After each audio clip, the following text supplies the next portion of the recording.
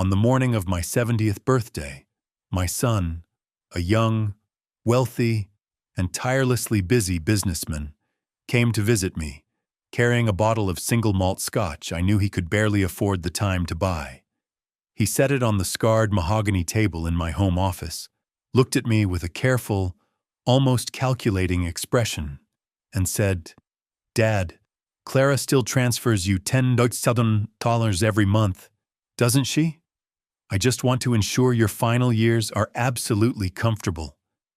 I froze, the breath catching in my throat like shards of ice.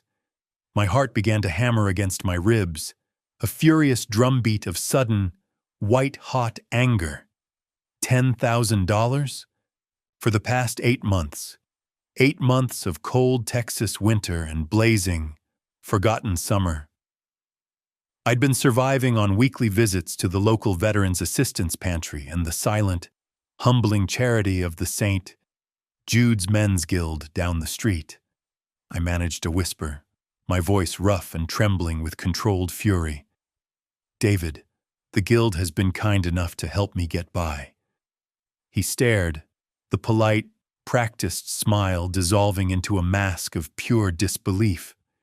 And then my daughter-in-law appeared, Clara, a vision of calculated elegance in a shimmering emerald silk jumpsuit, polished silver heels that clicked like a threat on my old wood floor, and a cloud of expensive, cloying perfume that drifted through the small room like a mockery of my hardship.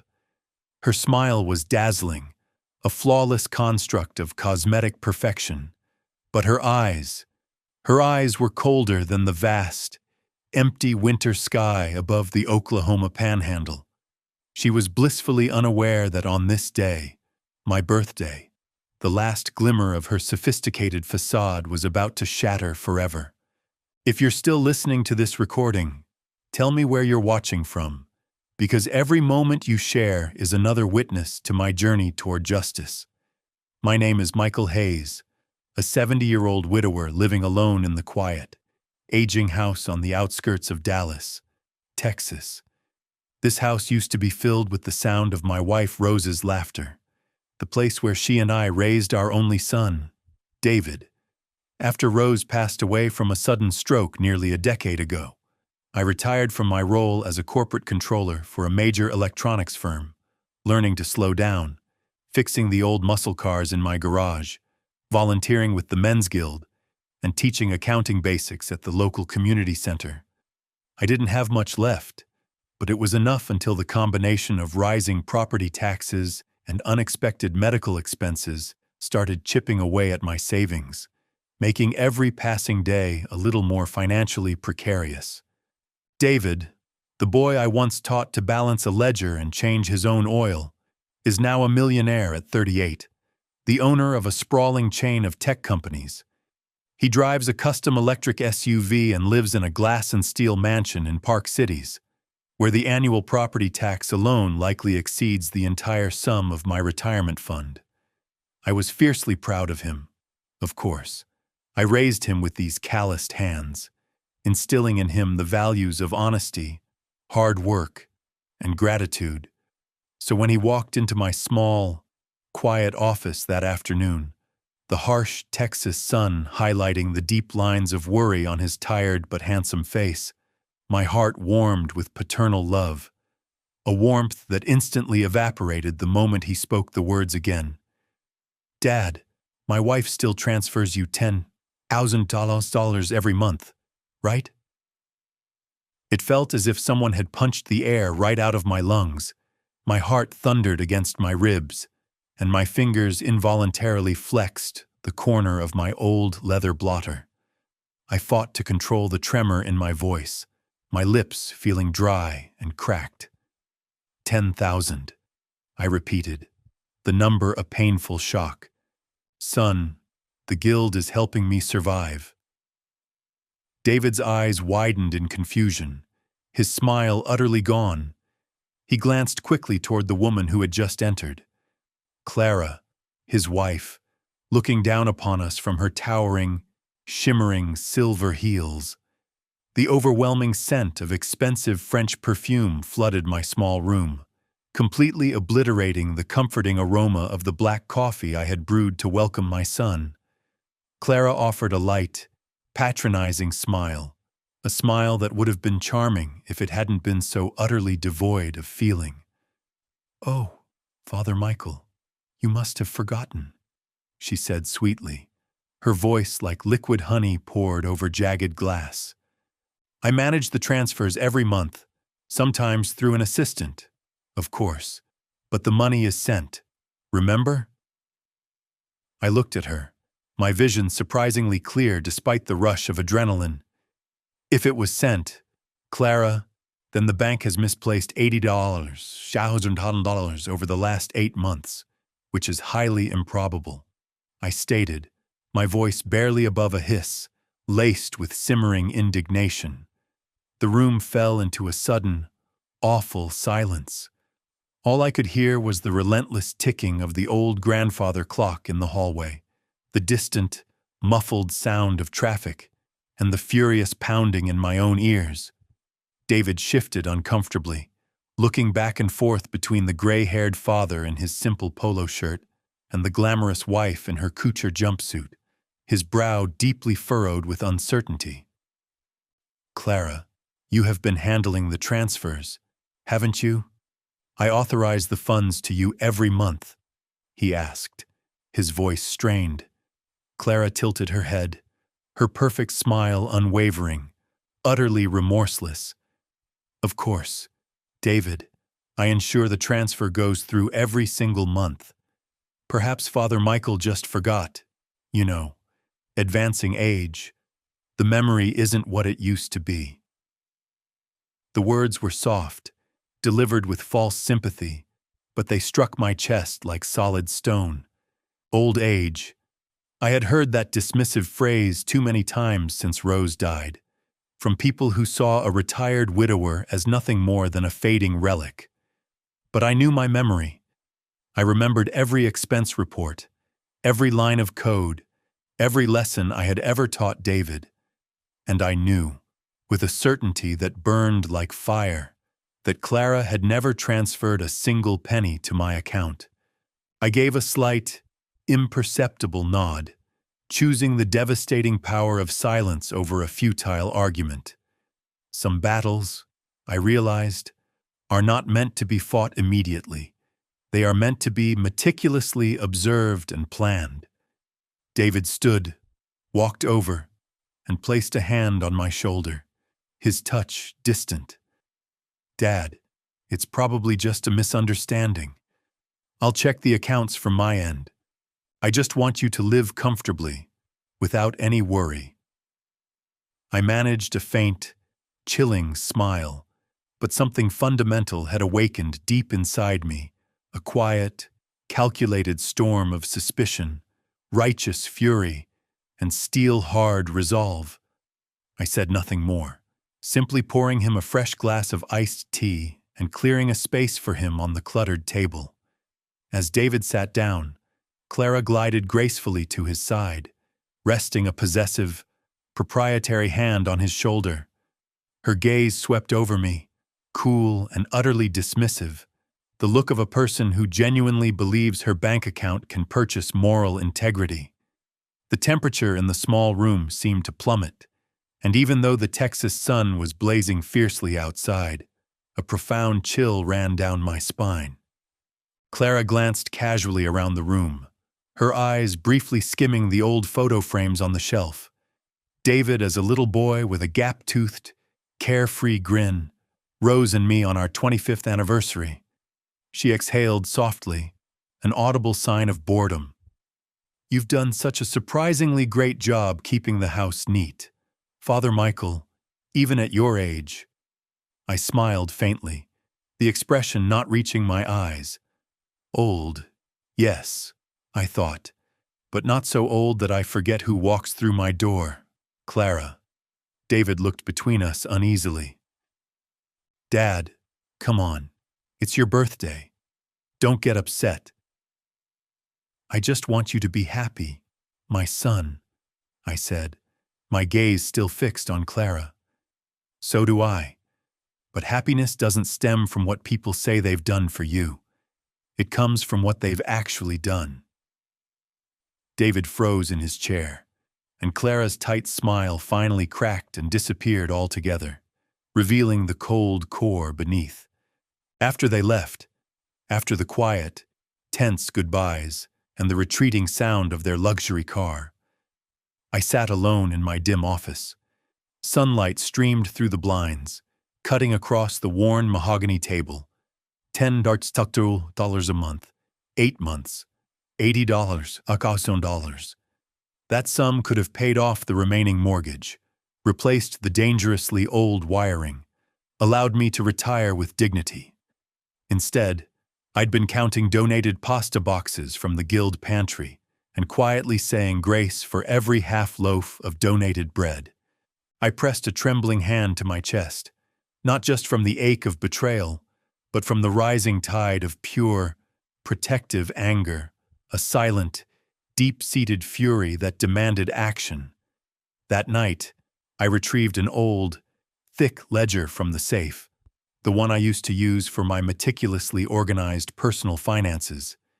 This time, I wrote something new on the first blank page: find the truth. And beneath it, trust no one's sweet talk. I closed the ledger with a deliberate thud and took a long, stabilizing breath. I wasn't weak. I had survived Rose's devastating loss, the loneliness of retirement, and the relentless economic struggle. I would survive this too, but with an unrelenting purpose. David might have been fooled by his deceptive, elegant wife, but I had not. And if Clara believed I would simply sit here, quietly fading away while she played the role of the perfect, caring daughter-in-law, she had mistakenly chosen the absolute wrong man to underestimate. I spent the remainder of the evening in my garage, working by the dim, single bulb, the familiar scent of oil and metal grounding me. The black coffee on my workbench had long gone cold, but I stayed seated, staring at my ancient cell phone, repeatedly asking myself, could I possibly be wrong? Maybe the bank made a transactional error. Maybe Clara had sent the money orders by certified mail. Or perhaps, in a moment of true, senile confusion, I had genuinely forgotten. No. I knew every detail, every small receipt, every penny I had ever received. There had been no letter, no transfer notification, no money from David or Clara. That evening, I pulled out my old accounting ledger from my corporate days, a relic of precision. I flipped through the pages, each entry a testament to my past life. $25 for blood pressure medication, $85 for electrical repairs, $20 for the guild's monthly donation. Every expense recorded with meticulous neatness. No mention of any $10,000 transfer from David Hayes. Nothing. The next morning, I drove the few miles to the First Texas Community Bank, where I still kept a small savings account. I sat across the desk from a young, nervous manager named Ken and handed him my passbook. Please check if there have been any transfers from David Hayes's personal account. He claims he's been sending me $10,000 each month for the past 8 months, I requested, my tone flat and controlled. Ken looked surprised, typed several commands, and then shook his head gently, regretfully. I'm sorry, Mr. Hayes, there's nothing.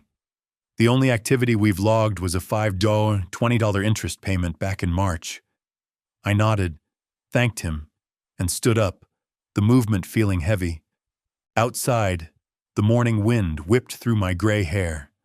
I stood on the sidewalk, the entire world feeling suddenly tilted and off balance, as if a great, devastating stone had crashed straight through my chest. No transfers, no envelopes, no letters, nothing. For 8 long months, I had been religiously clipping coupons from the local paper, choosing cheap canned beans instead of fresh, healthy vegetables, and quietly thanking the heavens every time the church van delivered a box of emergency food. I was accustomed to eating alone, to counting every penny before going to the hardware store. But never, not once in my 7 decades, had I ever imagined that the source of my son's silence was a meticulously calculated lie devised by his own wife. I returned home, placed my worn wallet on the counter, and sat motionless in the quiet house. The rhythmic ticking of the wall clock, a wedding gift from Rose's parents, filled the crushing silence. Each slow, deliberate movement of the minute hand seemed to whisper the same cold promise. The truth is coming. That afternoon, I went to the St. Jude's Church as usual. Father John, who had known me since I first moved into the neighborhood decades ago, saw me sitting quietly in the back pew after the Mass.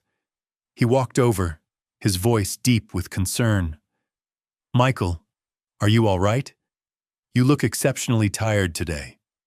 I forced a faint smile, hiding the slight tremor in my hands. "I'm just trying to comprehend, Father, why certain promises never materialized." Father John placed a comforting, solid hand on my shoulder. "The Lord has a way of ultimately bringing the truth to the light. Michael, do not lose your faith." I nodded, but inside, I knew that faith was no longer enough. I needed action. That night, I opened my brown leather ledger again, the one David had given me for my 60th birthday. On the first page, beneath my previous vow, I added a new, resolute line. "If they are lying to take what is mine, I will use every ounce of the law to make them confess."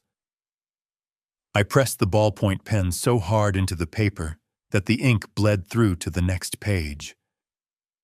Under the harsh desk lamp, the words glowed, shining like a sacred vow. From that pivotal day forward, I began to document absolutely everything. Every single time Clara visited, I noted the date, the exact time, and her precise words. Tuesday, June 14th. Clara stopped by, brought a fancy bottle of wine, said, "The transfer is pending.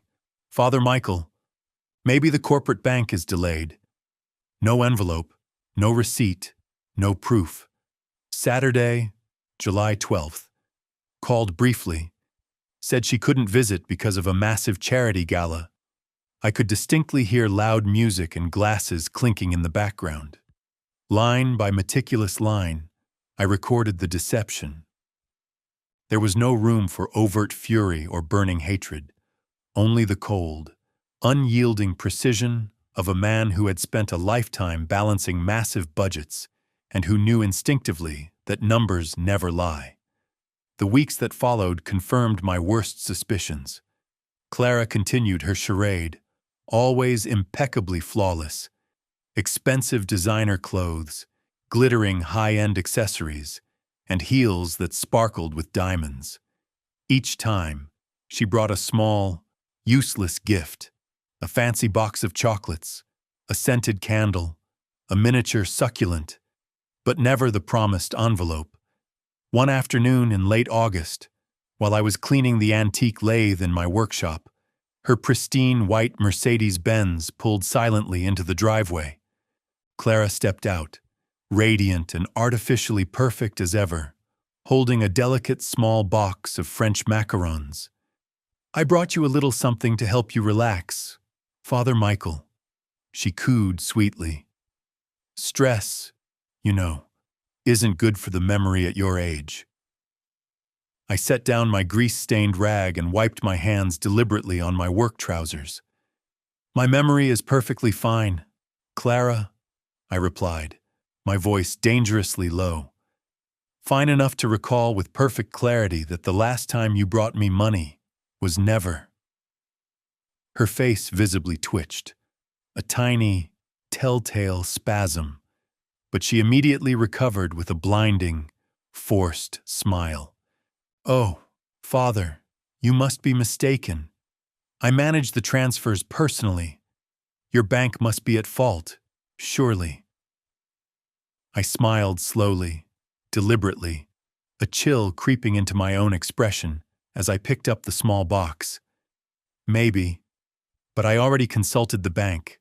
Clara, they reported that nothing has come through for 8 months. $80,000 is missing. Silence. Even the distant sound of the lawnmower next door seemed to cease. Clara began nervously fidgeting with the oversized diamond solitaire on her finger. I'll double-check everything tonight, she stammered quickly, then hurried back to her car, leaving behind the suffocating scent of opulence. I stood there, watching the car disappear, a potent cocktail of bitter certainty and hard-edged clarity flooding my chest. She had lied, and now, finally, she knew that I knew. That evening, I wrote in the ledger, Clara, August 22nd, caught in lie, visibly nervous, fled early, $80,000. The line I drew in the ledger felt like a hammer blow, simultaneously shattering the remaining pain and crystallizing my unwavering resolve. I was no longer the frail widower praying in quiet resignation. I was Michael Hayes, the former controller, the man who had survived corporate deceit, unimaginable loss, and countless empty promises. And I would survive this betrayal once more, with the sole purpose of reclaiming the truth and my dignity. In the following weeks, I placed a strategic call to David's corporate bank, pretending to be an estate lawyer inquiring about large, monthly family gift transfers. They couldn't share any private information, but one sympathetic, older employee hinted carefully. If substantial funds were transferred by Mr.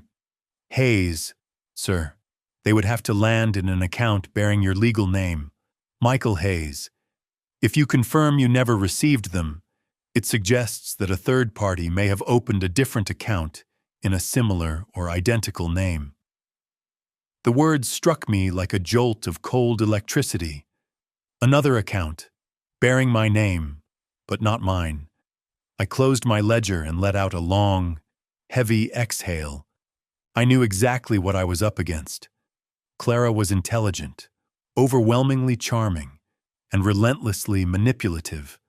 A woman capable of bending her own husband's will to her desires. But I had managed the financial books for 3 major corporations. I had handled millions of dollars without ever losing a single cent. If someone dared to forge or misappropriate my name, I would not rest until I found them. That night, I meticulously reread every note I had written, the lamplight illuminating my shaky but determined handwriting. In the space between the recorded lines, I could almost hear Rose's familiar voice. She used to say, "Michael, if someone underestimates you, don't yell. Let the sound of the undisputable truth do the yelling for you." I closed the ledger, feeling a strange, profound sense of calm washing over my initial fury, replaced by a cold, surgical focus. The next morning, I drove to the St. Jude's Church, carrying a small, sealed envelope filled with copies of my most incriminating notes. I handed it to Father John and spoke softly, my voice firm. "Father, if, God forbid, I cannot attend Mass one morning, please hold this safe for me." He looked at me with genuine worry. "Michael, what exactly are you doing?" I smiled gently, but with the full force of my determination. "I am simply preparing for the day the truth is finally heard." As I drove home, my spirit felt lighter, as if a great, invisible weight of doubt had been lifted. I knew the path ahead would be fraught with pain, confrontation, and the terrible reality of my son's betrayal. But I was no longer afraid. I would get back every one of the $10 they had stolen from me, but more importantly, I would reclaim the deep, inherent respect they had assumed I'd lost with age. As the sun began its brutal descent behind the old oak trees, I sat on my porch swing, gazing at the burning orange horizon. In that final, golden light, I whispered a vow that held both fury and a profound sense of grace. Clara, you foolishly picked the wrong man to deceive, and this old father still has a few invaluable lessons left to teach you. I smiled faintly, closed my ledger, and wrote one final, defining line at the bottom of the last page. The only path to true justice is unwavering memory. And in the Texas dusk, I knew, with absolute certainty, that my final battle had just begun. That morning, the Texas air was unusually warm, carrying the dry scent of sun-baked grass and the faint, sweet perfume of the dusty honeysuckle vine I'd planted years ago behind the porch. I was meticulously cleaning a part for my vintage Ford truck in my open garage when I heard the low, guttural sound of an expensive, high-performance engine approaching. The distinct crunch of tires on the gravel driveway made my heart tighten slightly in anticipation. A brand-new, charcoal-gray Lexus SUV, a vehicle that cost more than my entire house, pulled up to the gate, its polished paint gleaming so brightly I had to shield my eyes. The door opened and Clara stepped out, looking stunning and entirely out of place, as if she had just materialized from the pages of a high-end fashion magazine. She wore a sleek, ivory silk sheath dress, enormous designer sunglasses that hid half her face, and mirror-shiny, deadly sharp heels. In her right hand, she carried a large, extravagantly wrapped gift basket tied with an ostentatious silver ribbon. She smiled, her voice a thin imitation of sweetness, layered over a core of pure steel. "Father Michael, I brought you a little something special. David is tied up in endless meetings all morning, so I came in his stead." I slowly wiped the motor oil from my hands onto my already stained trousers and watched her ascend the porch steps with an unnatural, gliding grace. "How thoughtful of you. You two must be exceptionally busy," I said softly, refusing to return her synthetic smile. Clara's gaze drifted across the small, dry yard as she let out a theatrical sigh. "Oh, my, your yard is still so neat. I truly don't know how you manage it all by yourself at your age." "With these two hands, Clara, and a little patience," I replied, deliberately tucking the wrench back into the tool chest. A moment later, she placed the heavy basket on my wooden patio table.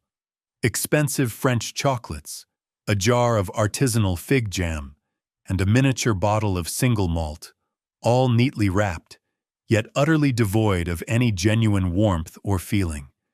I knew that kind of gift immediately. Expensive, pretty, and completely empty. I sat down deliberately in my old, worn wooden chair, poured 2 glasses of iced tea from the pitcher, and looked her straight in the eye, without flinching. "Clara, let me ask you a question that cuts straight to the chase. Where is this month's promised transfer?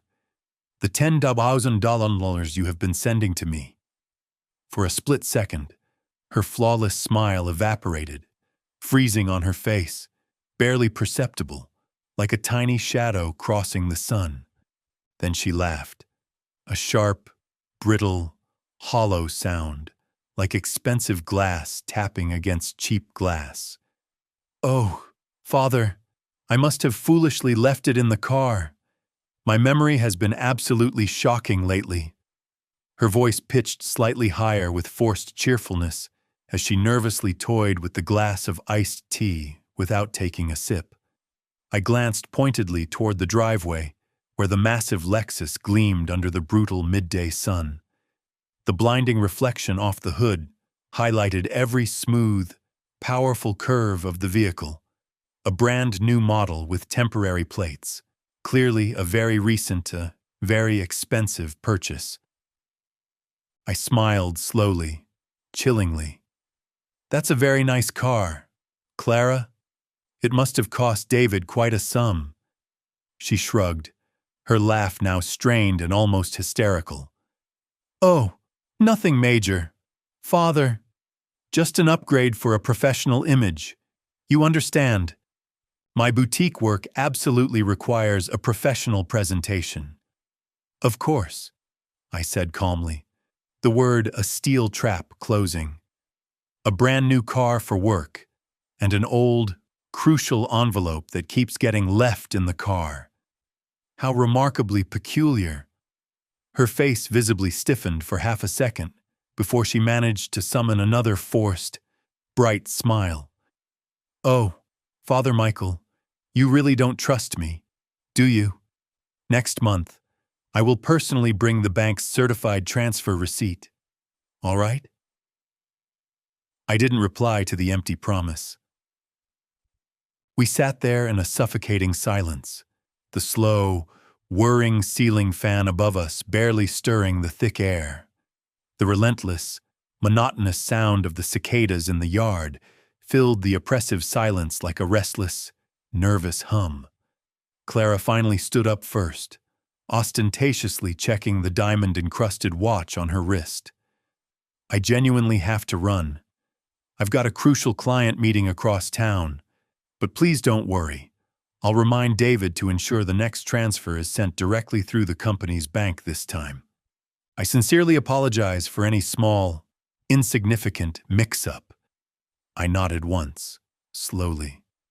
All right, go on then, Clara. Oh, and for the love of God, don't forget that next transfer in your brand new, professional car this time. She paused, her smile thin and razor-sharp, a potent mix of profound annoyance and calculated caution flashing in her eyes. You are truly a very sharp man, Father Michael, she said, her voice dripping with forced respect, and then she turned and glided away. I watched her retreat, the sound of her expensive heels striking the wooden steps steady, cold, and utterly relentless, like a countdown clock ticking toward zero. The car door slammed shut with a heavy, final sound. The powerful engine roared to life, and the Lexus disappeared down the road, leaving behind a blinding streak of silver in the midday sun. When the lingering sound of the engine finally faded into the oppressive quiet, I sat back down, my fingers tightly interlaced. An immense, heavy weight of justified fury pressed firmly against my chest. I no longer harbored any doubts. I knew, with absolute, shattering certainty, that I had been systematically, cold-bloodedly stolen from. I rose immediately and walked back into the silent house. Each measured step across the creaking wooden floorboards echoed like a solemn, definitive heartbeat in my mind. I opened my desk drawer, took out my brown leather ledger, and immediately recorded the latest entry. September 10th. Clara visited alone, brought an expensive gift basket, weakly claimed she left the transfer in the new Lexus. New car, same lies. Voice was unsteady. She actively avoided any eye contact. $80,000. She is the conduit. I set the pen down with a final snap and took a deep, shuddering breath. My hands trembled slightly, not from weakness, but from the massive, controlled force of my resolve.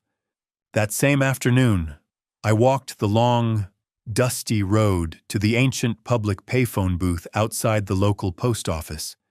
I didn't dare risk calling from home, not when the terrifying suspicion was now a certainty that Clara might have bugged my line. I deliberately dialed David's company's main line and spoke politely, my voice iron steady. Hello, this is Michael Hayes, David Hayes' father. I require a brief, personal discussion with someone in the accounting department. After a short, nerve-wracking hold, a middle-aged woman answered crisply. This is Bennett Miller, chief accountant. Mr. Hayes, how can I be of service to you? I gripped the cold receiver tightly, maintaining my calm, authoritative tone. "Thank you, Mr. Miller. I just need to confirm a small detail. My son assured me that his company has been deducting $10,000 each month from his personal corporate account to be sent to me. I need immediate verification that this is accurate." There was a brief, pregnant pause. Then Mr. Miller spoke, his tone professional but noticeably hesitant. "Mr. Hayes, I am absolutely forbidden from disclosing personal financial details, but permit me to check the automated system. Yes, I distinctly recall seeing automated transfer orders on the same precise day every month for that exact, substantial amount. It definitely appears the money was sent, Mr. Hayes, but I am not certain to whom." "To whom?" I repeated, the words sounding hollow and lost. "It was not sent to me. I am not certain, Mr. Hayes. The recipient's name on the internal system matches yours exactly, M. Hayes. But the registered bank account number is distinctly different from the one we have on file for your primary savings. We naturally assumed it was just a secondary account of yours." A profound chill, colder than any winter, ran violently down my spine, replacing the heat of my anger. I forced myself to speak evenly, with the composure of my former professional life. "Thank you, Mr. Miller. That single piece of information is precisely all I needed for now." I hung up the heavy receiver and stood utterly motionless in the stale, cramped phone booth. My heart was pounding a wild, desperate rhythm, but my mind was suddenly and terrifyingly clear, like shattered glass. There it was. The truth, stark and undeniable. Someone, and only one person, was close enough, cunning enough, and cruel enough to pull off such a sophisticated, ongoing deception, had successfully created a fake, secondary account under a variant of my name, Clara. On the long, arduous walk back home, my shadow stretched impossibly long across the asphalt road. The wind carried the desolate scent of scorched summer grass and dry earth, a smell that immediately brought back memories of my own father, who used to repeat the old wisdom: "If you truly want to know who is honest, son, look at their hands." Honest hands, he taught me, always show the indelible marks of real, honest labor. I thought of Clara's hands, long, manicured, laden with diamond rings, perpetually clutching an expensive designer handbag. Not a single callus, not a single trace of meaningful, honest work. That night, I skipped dinner entirely. I made a simple cup of strong peppermint tea and sat alone at my kitchen table under the warm, single yellow light. The house was so unnervingly quiet, I could hear the last, dying sounds of the cicadas fading into the night air outside. I opened a new page in the ledger and wrote, September 10th. Clara visited, elegant and utterly false. New car, same lies. Called David's company. Confirmed. The $10,000 is still being successfully transferred, but not to my official account. Tomorrow, the calculated truth begins its cold surface ascent. I carefully put the pen down and closed the ledger with the quiet confidence of a man who has made his choice. The small desk lamp reflected my image in the window pane.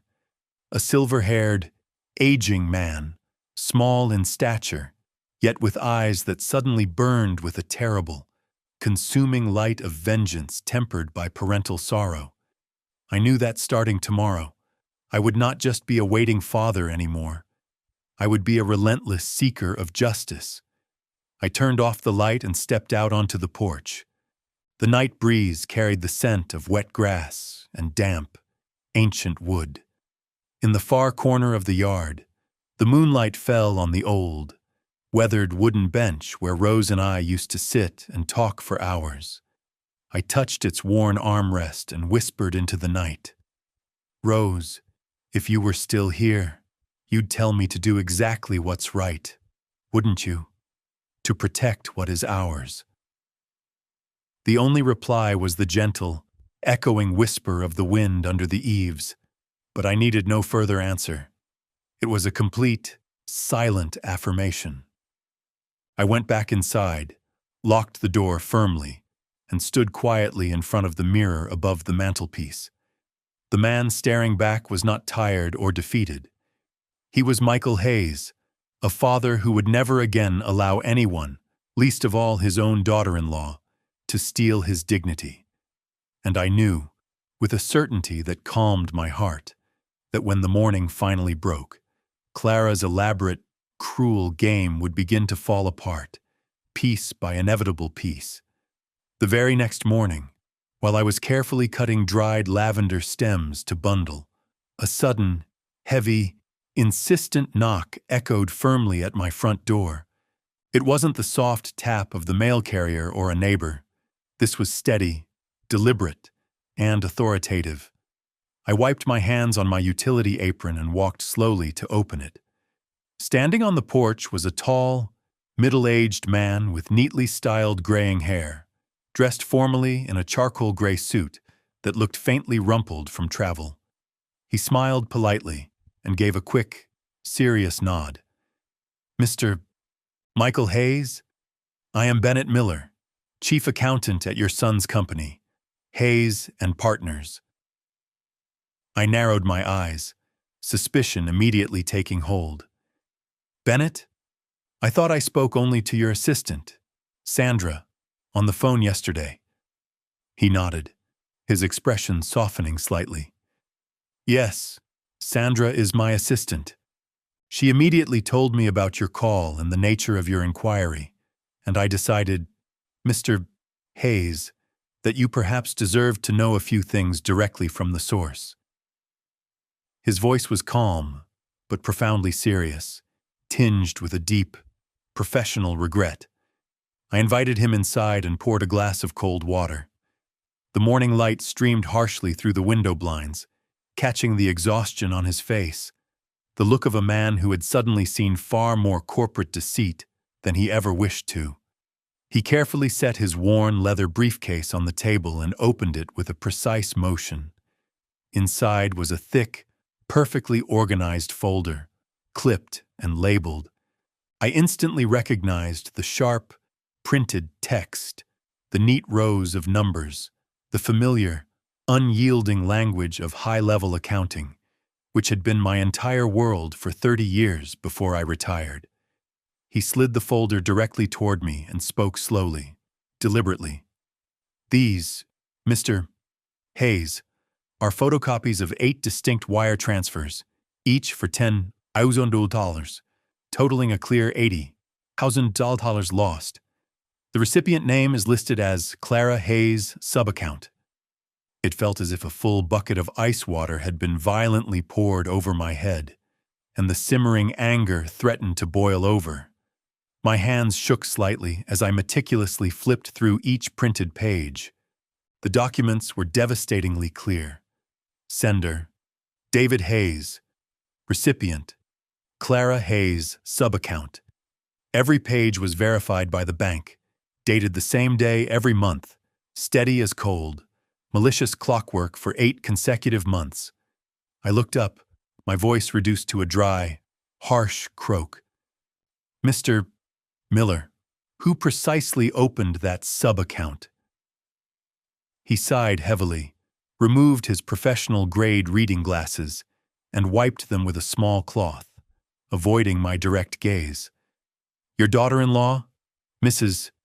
Hayes. Every single document for the creation of that subaccount bears her signature, Mr. Son Hayes, and a signed, secondary authorization form from your son, David, granting her control." I froze, the last sliver of my parental hope shattering. "Authorization? Do you mean my son, David, deliberately gave her permission to use a name so similar to mine, knowing the money was meant for me?" He nodded, his eyes filled with genuine pity. Most likely, Mr. Hayes. He simply signed a stack of forms without careful reading, trusting her entirely. She successfully presented an ID copy with the name Michael Hayes, which I now suspect was a forgery, a highly sophisticated one. The automated corporate system instantly registered it as a transfer to a family member named Hayes, even though the ultimate recipient and primary controller was clearly her. I pressed a steady, calloused hand to my forehead, not because the room was spinning, but because the cold, surgical clarity of the fraud was almost physically painful. It wasn't merely betrayal, it was an act of profound, calculated humiliation. For 8 consecutive months, Clara had exploited my very name, a father's name, a man's name built on decades of professional honesty, to systematically siphon $10,000 a month from my own son. I asked quietly, my voice barely a rustle of sound, my eyes fixed on the neat, unforgiving print of the bank statements. And David? Does he have any idea of this specific scheme? Bennett Miller hesitated, adjusting the documents on the table before answering. Honestly, Mr. Hayes, I don't believe he does. David is a fundamentally honest, hard-working man, but he has the corporate habit of trusting too easily, believing that good intentions are universal. He lets Clara handle nearly all of the personal and most of the household-related corporate paperwork without reviewing the fine print. Bennett paused, meeting my gaze with a look of shared professional dismay. Beyond the fraudulent transfers into the sub-account, she's also been ruthlessly leveraging the company credit card for purely personal, high-value expenses. We are currently looking at a conservative estimate of over $55 in irregular charges over just the last 3 months. I stared at him, the word irregular striking me harder than any expletive. The corporate card of Hayes and Partners, the one designated for client entertainment and essential business expenses? I asked, my voice now tight with building, controlled fury. Precisely. Bennett confirmed. We have found consistent, non-business-related charges. Exclusive spa retreats in Aspen, a high-end jewelry purchase, lavish clothing from New York boutiques, and even first-class international flights to destinations David never visited. Over $55, Mr. Hayes, spent while you were relying on the local men's guild for your weekly groceries. I sat in cold, absolute silence. The words spa, jewelry, flights echoed in my mind not as symbols of luxury, but as the raw, visible evidence of my son's moral blindness and his wife's unrepentant greed. I turned my head to look out the window at the worn, sturdy wooden bench in the backyard, the same bench where Clara and I had sat drinking iced tea while she spoke, in her syrupy, patronizing tone, about how busy David was. I remembered her exact words that day. Father Michael, David is so incredibly swamped. I simply handle everything for him. Now, the devastating reality of her meaning struck me with the force of a physical blow. Everything meant every dollar. Control meant theft.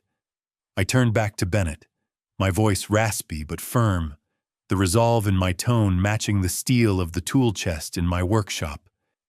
Mr. Bennett, if I choose to formally and legally expose this elaborate financial crime, will you, as an officer of the firm, stand with me?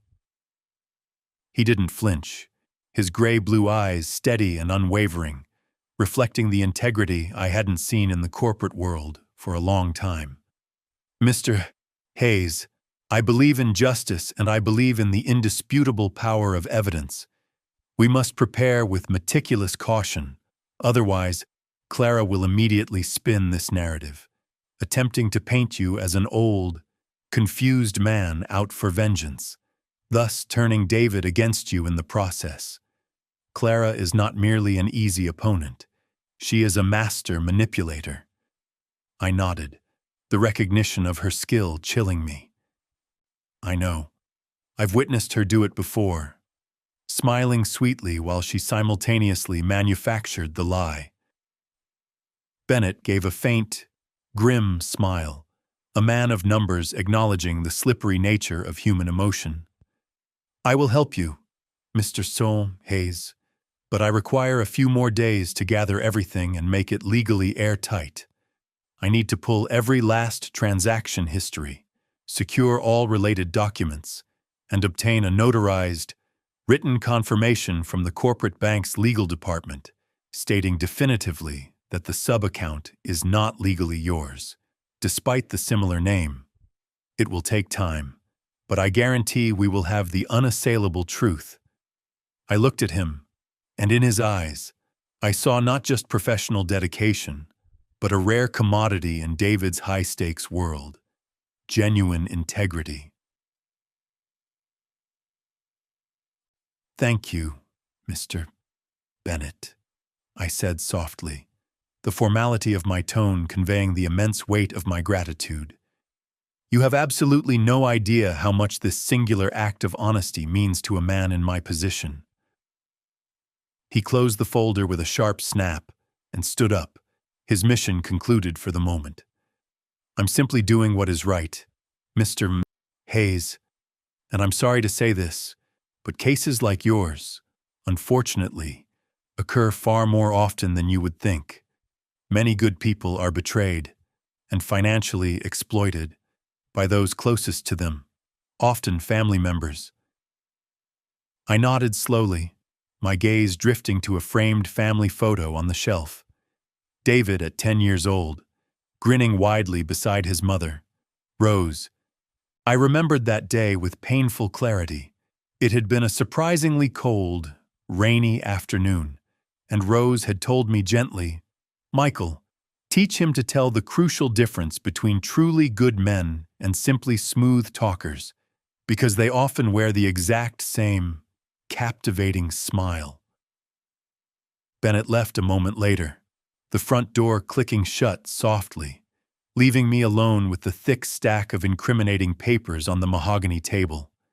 I stared at the file, every single transfer line meticulously spelled out, each one a silent, devastating piece of evidence of David's betrayal of trust, orchestrated by his wife. I gathered the entire bundle carefully, placing everything into a small, steel, fire-safe lockbox I kept hidden deep in the corner of my workshop cabinet. When I turned the key with a decisive click, it felt not just like I was locking away documents, but that I was closing the last, final door of my trust. As afternoon faded into the quiet dusk, the last shaft of sunlight spilled across the workshop floor, illuminating the fine dust motes hanging in the air. I brewed a cup of strong, black coffee, my usual evening ritual, sat down at the worn wooden table, and looked out at the backyard, where the remaining lavender and sage swayed gently in the cooling wind. Everything outside looked profoundly peaceful, but deep inside me, a silent, ice-cold fire of professional anger burned with dangerous intensity. I took out my brown leather ledger, opened it to a fresh page, and wrote slowly but firmly, with the precise, practiced hand of a retired controller. September 11th, Mr. Bennett came, brought records of 8 transfers, $10,000 each month, all diverted to a sub-account under the name Clara Hayes. Clara is also misusing the corporate card for at least $55 in luxury spending. David was utterly deceived, his reputation and his money stolen alongside my funds. I have secured a professional ally. The fight, based solely on evidence, begins now.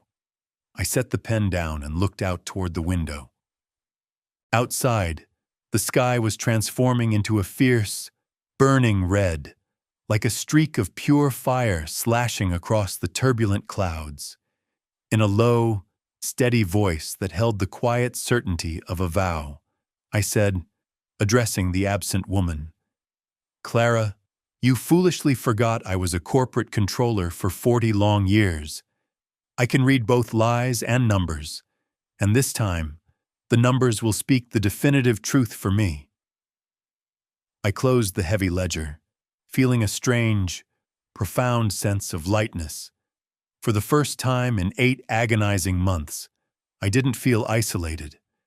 There was now someone, a credible witness, willing to officially stand with me in the court of law and in the court of my son's life. That night, I slept better than I had since my birthday.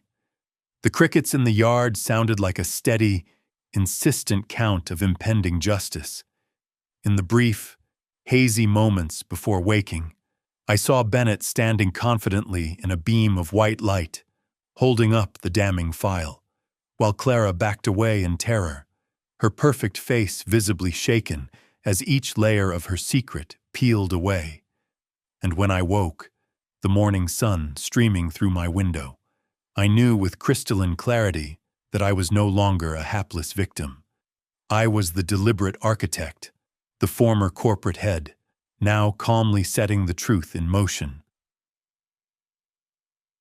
3 days later, with every financial fact meticulously lined up in my head as neatly and logically as the rows on a corporate balance sheet, I knew the time was right to make my move. I called David. My son's voice was instantly warm and familiar, but I clearly detected a subtle, underlying hint of exhaustion and stress. "Dad, I'm so sorry. I've been utterly swamped lately. Clara assures me she's been visiting you regularly, keeping everything on track, right?" I smiled into the receiver, keeping my tone light and entirely unsuspecting. "She has, son. Clara's a very dedicated woman, always so thoughtful with her time. I'm thinking of inviting you both over to the house for a proper, home-cooked dinner this Sunday. It's been far too long since we sat down to a real meal together." David agreed instantly and happily, never once sensing the thin, almost invisible wire of fury and calculation hidden within that simple invitation. I spent all of Sunday morning preparing, not out of any sentimental desire for a perfect meal, but because I needed the evening to feel entirely ordinary, profoundly peaceful.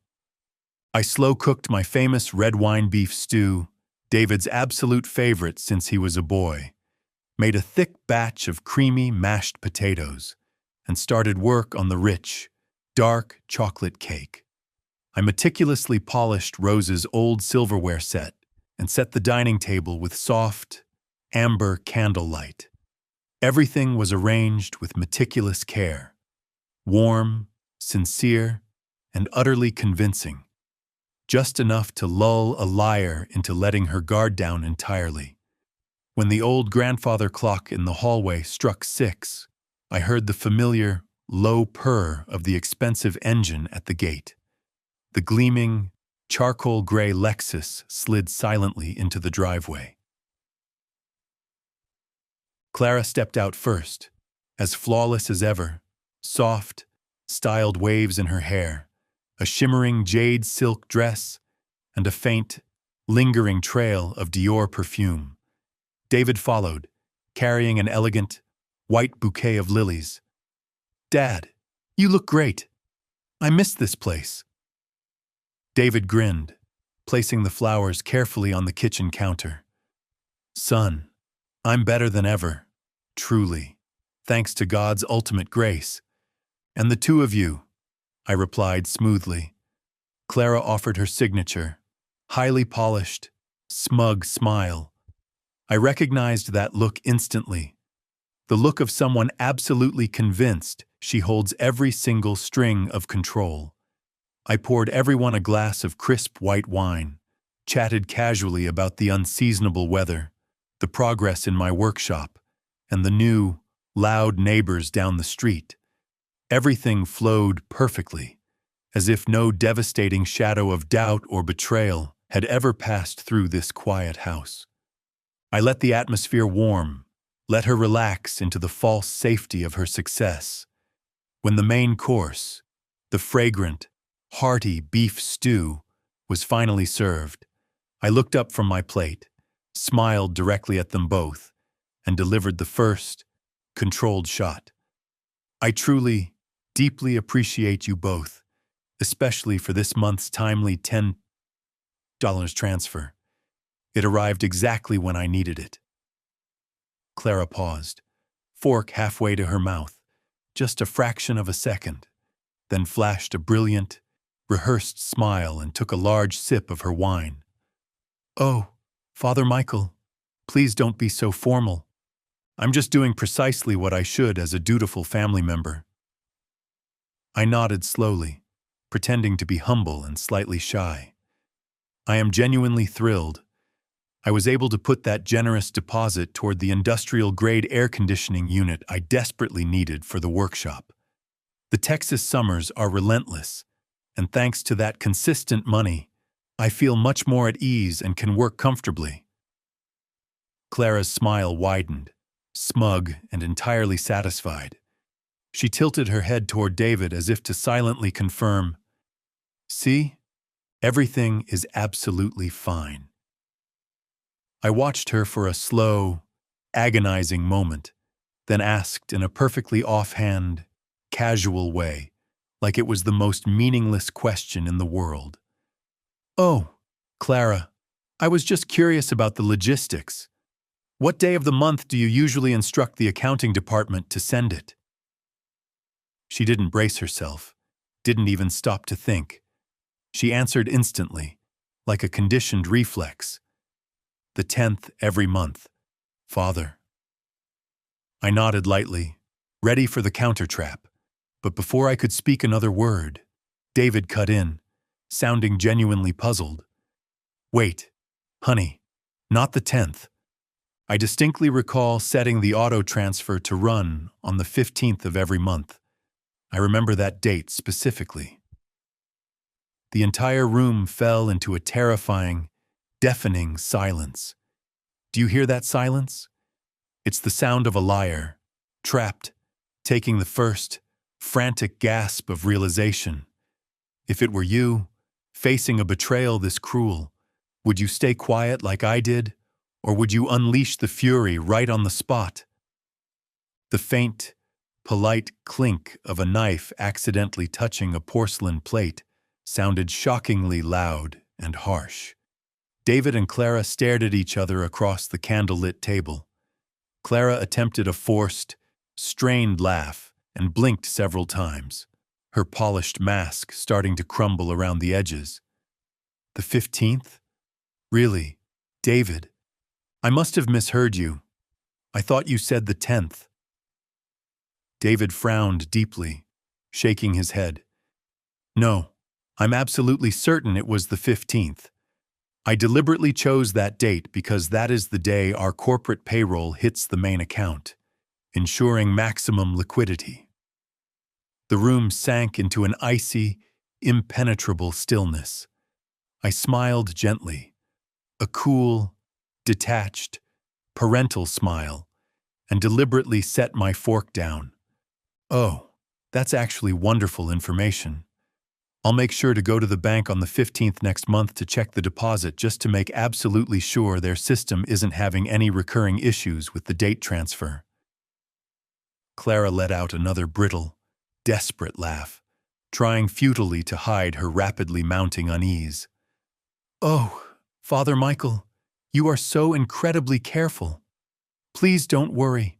I promise I've been sending it absolutely regularly." David nodded in agreement with her general statement, but I saw the subtle, crucial shift in his eyes. He turned his attention back to his wife, clearly about to voice a difficult, probing question, but she quickly and skillfully changed the subject to a stressful client meeting and the upcoming change in the weather. I sat quietly, watching both of them now. Inside me was a clean, perfect, professional calm. the unnerving calm of an old bull who knows he's lured his predator into the exact right trap. After the tense, almost silent dinner, I brought out the dense, dark chocolate cake. David praised it enthusiastically, missing the rising tension completely. Clara barely ate a single bite, glancing repeatedly at her expensive watch as if physically eager to escape the stifling atmosphere. I knew she was struggling to breathe in a room she had believed she entirely controlled. At the front door, I delivered the final, calculated line before the full reveal. "Thank you both for coming. I haven't genuinely laughed this much in a long time. Remember, David, I'll be checking the account on the 15th next month, just to be absolutely sure the bank system isn't acting up again." Clara forced a final, strained smile, her eyes radiating caution. "Yes, Father. I'm certain there won't be any problem whatsoever." David leaned in, kissed my cheek, his eyes gentle and filled with the usual filial affection. But I saw something new beneath the surface of his gaze, a thin, definite line of burgeoning doubt. When the Lexus finally pulled away, I stood in the doorway, watching the charcoal-gray taillights disappear into the black night. The wind moved through the dormant yard, rattling the wooden door. I went back inside and closed it softly. What I felt wasn't triumph yet. It was a profound, quiet release. I walked straight to my small home office off the kitchen and turned on the computer. The harsh, cool glow from the screen caught the framed photo of Rose on my desk. Her kind, smiling face felt like a quiet, moral push forward.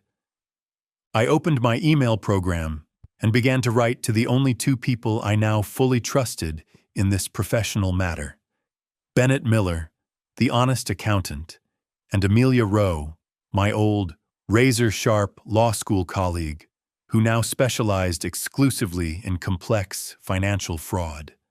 I typed slowly, my heartbeat steady, my professional focus completely clear. Subject: the lying has been confirmed. Time to execute. Bennett, Amelia, everything is meticulously ready.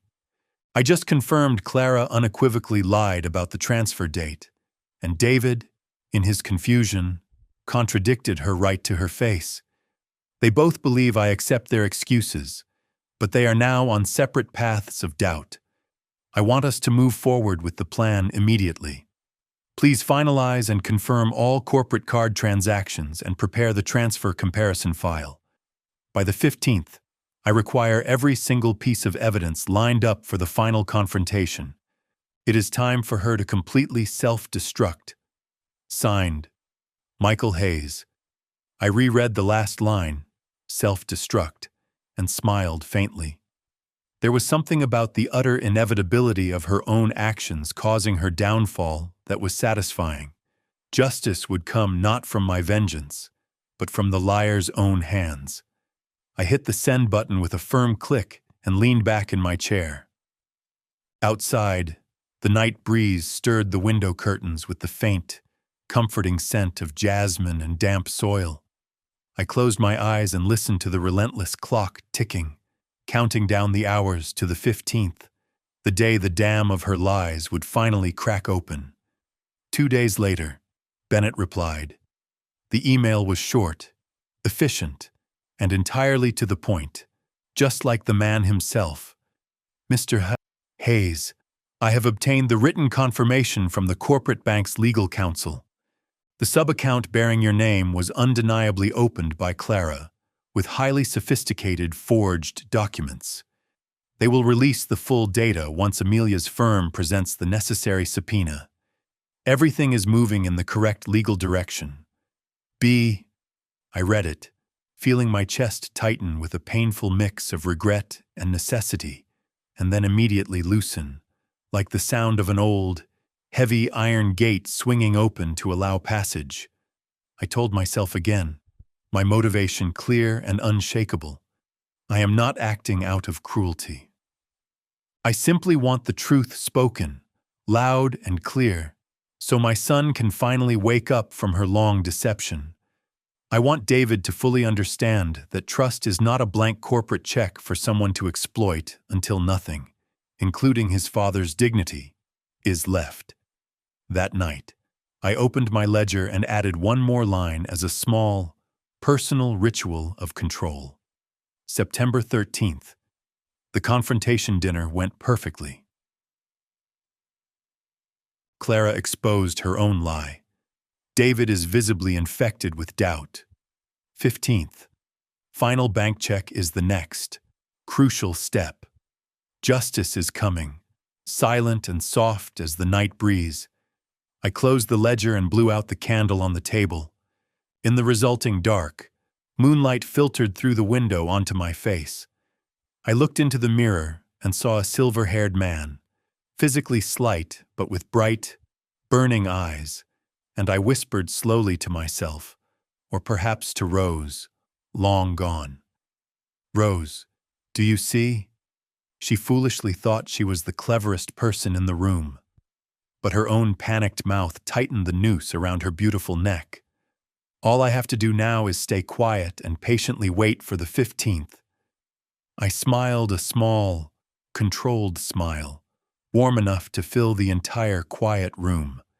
The trap was meticulously set, baited with her own greed, and the prey was walking, blind and confident, right into the inevitable. The next morning, the Texas sky was startlingly, deceptively clear. I sat by the window with a cup of hot black coffee, feeling strangely, deeply calm. Today was the final day before the legal process would officially begin. Today was the day Bennett had promised to send the complete, damning file. In just a few short hours, every last shred of Clara's deception would be captured in sharp, black ink on white paper. Around 8:00 a.m., the old landline phone rang. It was Bennett. "Mr. Hayes."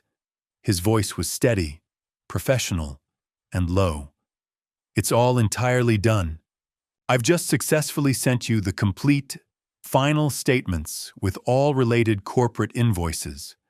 Amelia has reviewed them and confirms that with your sworn affidavit, we have sufficient documentation to formally file a criminal complaint for financial exploitation of an elder and large-scale corporate fraud." I thanked him softly, struggling to keep my voice from audibly shaking.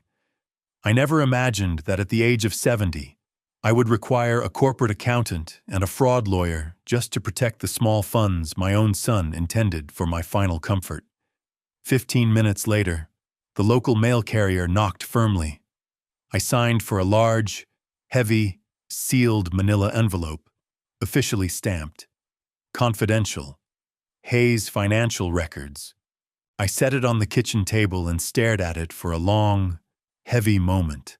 The simple beige envelope containing the utter wreckage of my son's marriage and my remaining trust. Inside, when I finally opened it, were dozens of clean, precise printouts, 8 transfers, each for $10,000, totaling the full $80,000 lost. Sender, David Hayes. Recipient, Clara Hayes, sub-account. Bold, uncompromising lines on official bank paper. I read them twice, yet still felt a wave of profound, weary disbelief, as if the numbers themselves were silently laughing at my decades of faith in human decency. At the bottom of one sheet, I found Bennett's final, damning blue ink note. Mr. Doe Hayes, Mrs. Clara Hayes utilized this sub-account as a personal luxury fund. In addition to the 8 fraudulent transfers, the file also includes her documented corporate card charges, high-end spa visits, luxury shopping, international travel, and the large down payment for the new Lexus. Total fraudulent spending, documented on the corporate side alone, exceeds $55. I sat completely still, The morning sun slipped through the blinds and laid a pale, damning gold over the pages, the color of exposed truth. I turned to the next sheet. An itemized spa receipt from a Houston retreat for $1.200. A Cancun travel receipt for 2 people totaling $600. The Lexus purchase agreement with the $15 Nozendral down payment. Each receipt felt like a small, precise knife turning slowly in my gut. I vividly remembered her walking into my house, perfectly perfumed and polished, holding a cheap gift basket, smiling softly, and saying, "Father Michael, I just want you to know I care for you like my own mother." Now I finally understood the chilling definition of her care. It meant ruthlessly draining every dollar under my name to fund her insatiable luxury. I sat for a long, necessary time, breathing deeply, then reached for my brown leather ledger, my self-declared justice journal. Under the date, I wrote carefully, one clear, steady word at a time.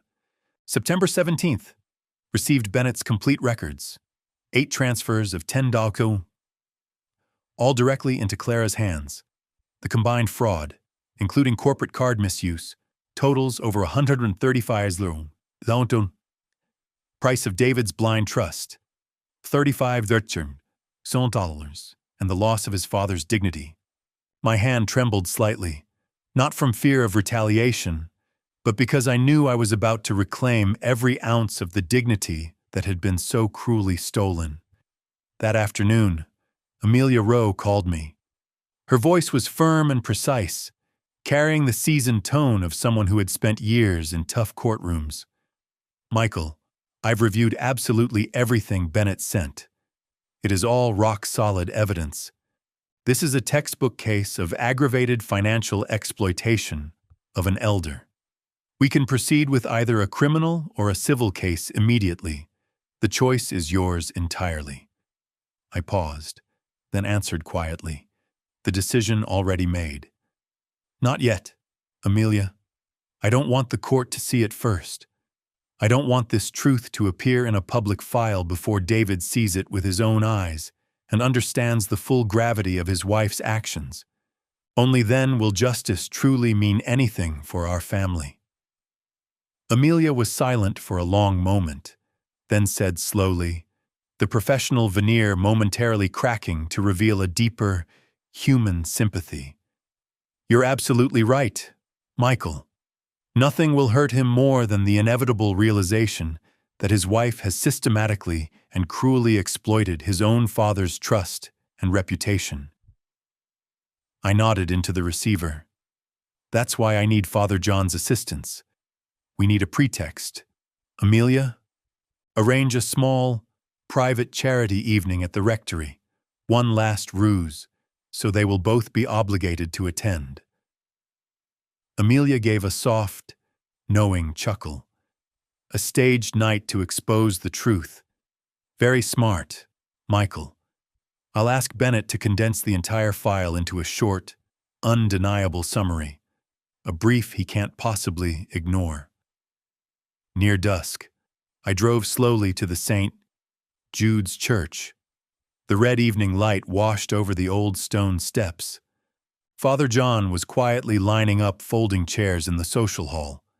After I explained the entire devastating plan, he thought for a moment, then smiled kindly, a look of profound grace softening his face.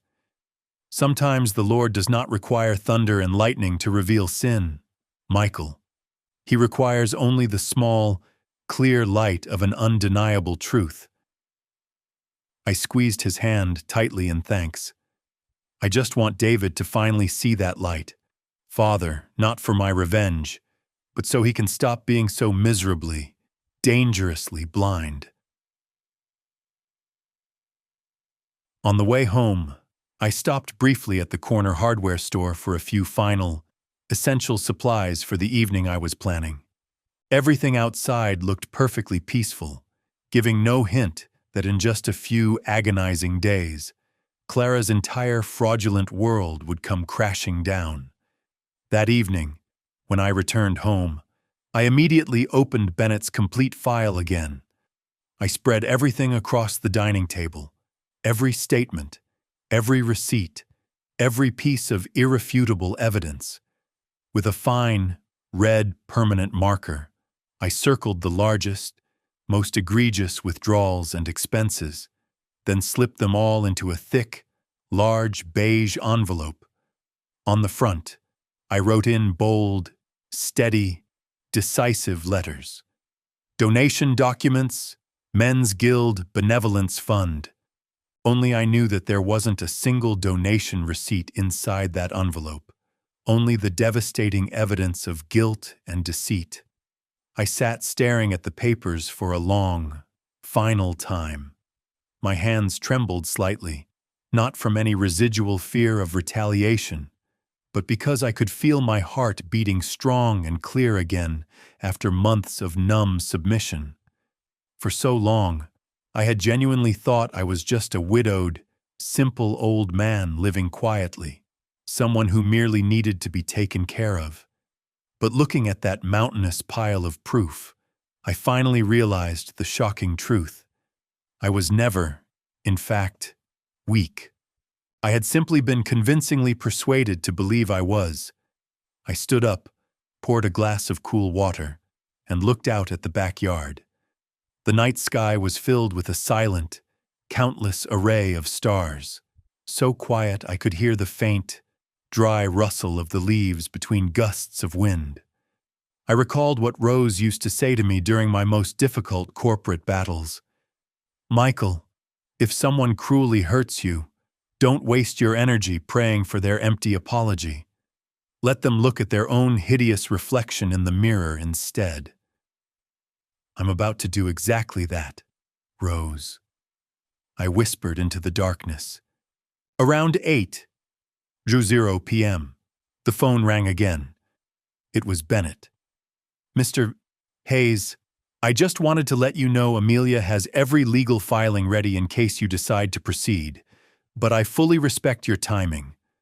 Holding off until the exact right moment is profoundly wise. Clara will inevitably expose herself completely soon enough." I smiled, a genuine, hard-won smile. "I know, Bennett. Thank you. You have done far more than an accountant's job. You have helped me fundamentally believe in the possibility of justice again." After hanging up, I locked the final, compiled file away securely in the workshop cabinet, just under the drawer that held my most cherished family photos. On top of the file, I deliberately left a small, handwritten note that only I would ever read. This is the irrefutable evidence, not just of a massive fraud, but of a father who absolutely refuses to stay silent. Then I closed the drawer and turned the key, hearing the soft, final click, a small sound, but utterly final, like an unbroken promise kept. That night, I wrote one last, short line in my ledger, like a quiet, conclusive summary. Bennett gathered statements, receipts, travel tickets, and the new Lexus papers. Clara spent over $55 on the corporate card alone.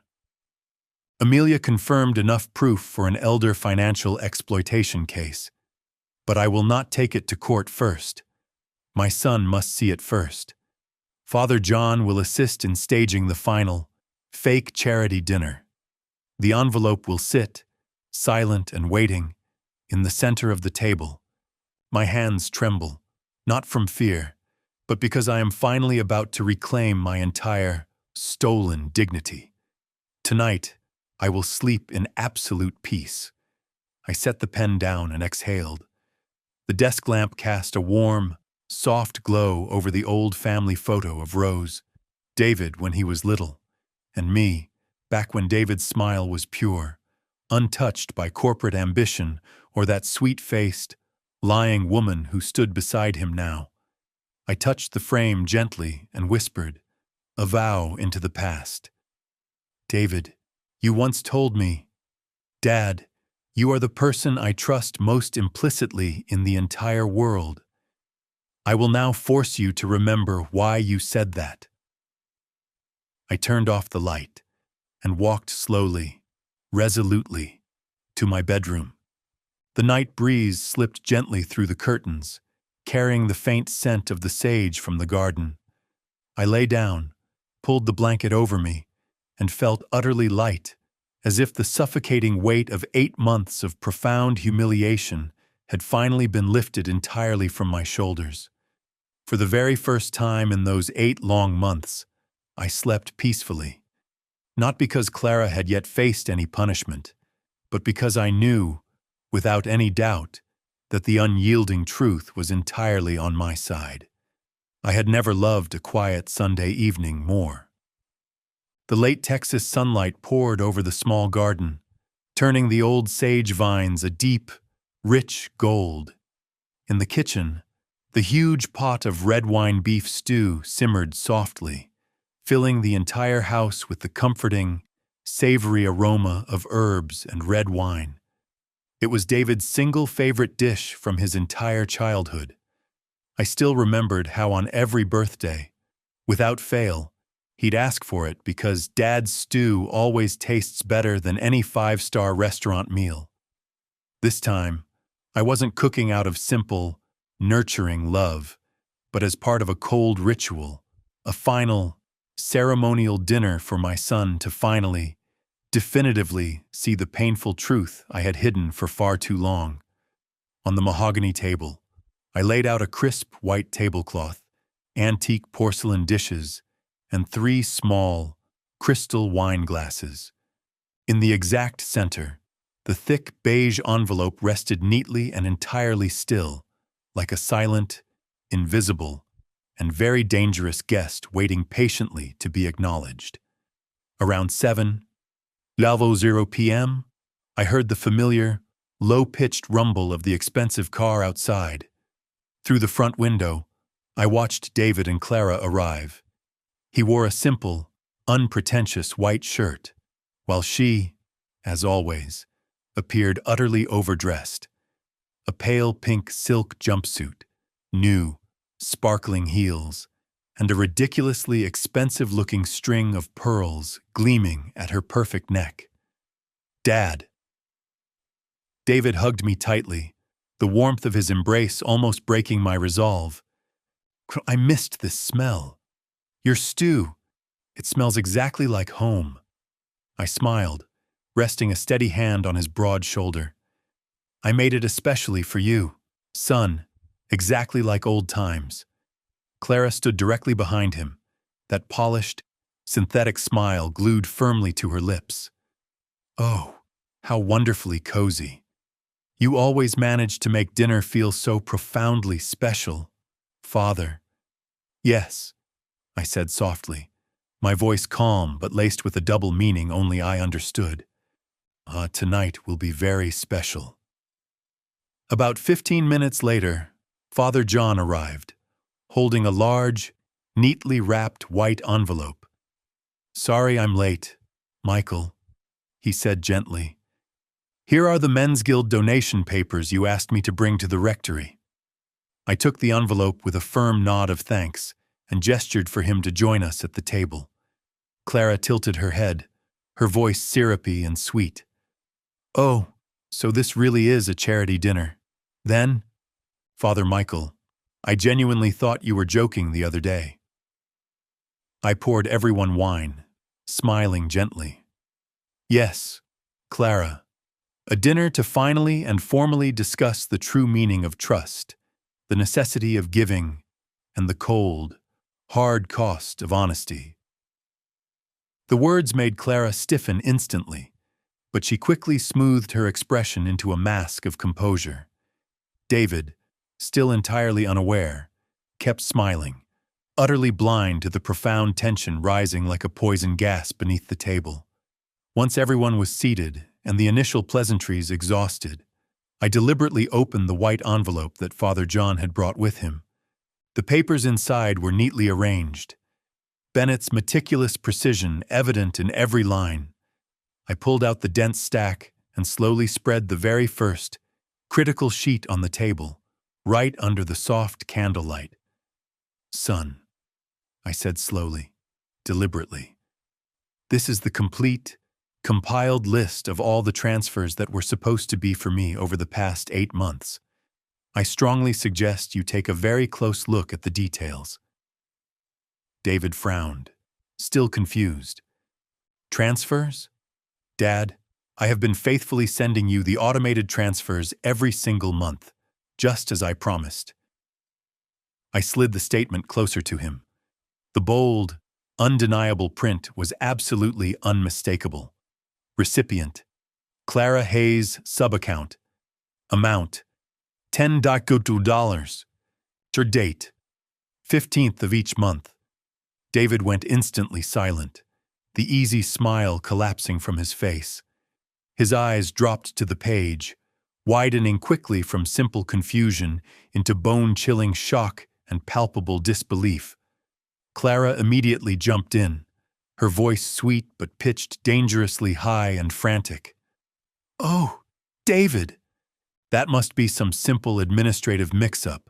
Father, you have been getting the money, haven't you? Banks constantly make the most careless mistakes with recipient names all the time." I kept my voice perfectly calm, controlled, and low. "Is that so, Clara? If the bank is so careless, then how exactly do you account for this?" Here is an itemized spa bill from a Houston retreat for nearly $1,200, along with a corporate travel receipt, all charged to the secondary card linked to this very Clara Hayes subaccount. Was that the bank's mistake, too, Clara? Her face instantly froze, draining of all color, but she forced another small, desperate laugh. "Oh, dear. Maybe someone on my team used my name by pure accident. Father." Before she could finish the pathetic lie, a new, deep, completely unexpected male voice came firmly from the doorway. "No, Mrs. Hayes, no one used your name by accident. I am the one who personally compiled those precise records." Everyone instantly turned their heads. Bennett Miller stood at the threshold, impeccably dressed and holding a final stack of printed pages. I had asked him to come at this exact, critical moment, but I hadn't told anyone else. Clara's face went utterly, sickly pale, all the blood draining from her lips. David looked at the stranger with profound confusion, his eyes still burning with the numbers on the page. Who are you?" he demanded. "I am Bennett Miller," the accountant said firmly, stepping into the room. "Chief accountant at your firm, Hayes and Partners, and the man your father formally authorized to investigate the suspicious, systematic transfers made under a similar name." The air in the dining room froze completely, instantly turning colder than a deep-sea trench. I slowly rose to my feet, facing Clara directly across the table. "Bennett can fully verify every single amount, every forged signature, and every personal luxury transaction. 8 transfers, $10,000 each.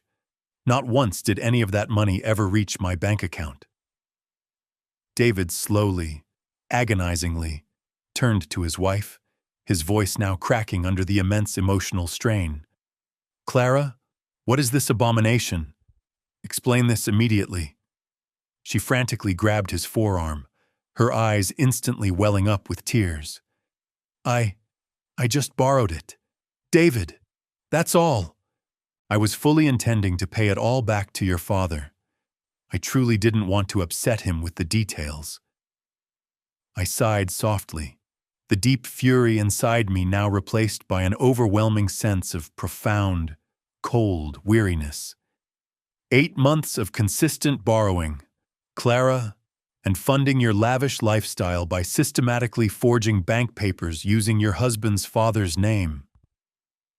Clara sobbed harder, but her tears carried no genuine guilt, only raw, animal desperation and the terror of being irrevocably caught. David violently pulled his hand away from her, his eyes now blazing with a shattering, heartbroken fury. "What in God's name did you do to my father?" he shouted, his voice shaking with betrayed trust. "I sent that money so he could live in dignity and comfort. You used it for a new car, for spa treatments, for luxury vacations, and you smiled and lied directly to my face for 8 months." Clara stumbled back a step, her face completely drained of color. "You don't understand. David, I didn't have enough to maintain appearances." David slammed his open palm down hard onto the mahogany table. The crystal wine glass rattled sharply, almost toppling over. The room fell into a terrified, absolute silence. Only Clara's ragged, panicked breathing and my own slow, heavy heartbeat filled the air. Father John, who had sat in serene silence throughout the entire, devastating revelation, finally folded his hands and spoke in a low, steady, profoundly gentle tone. "Sometimes, children, God doesn't need to punish the guilty. He only needs to let them clearly see their own true reflection, unveiled for all to witness." I slowly sat back down, looked directly at Clara, and spoke, my voice devastatingly calm. "You know, Clara, I didn't truly need that money. What I truly needed was basic respect, and you took that not just from me, but you stole that moral integrity from your husband, too."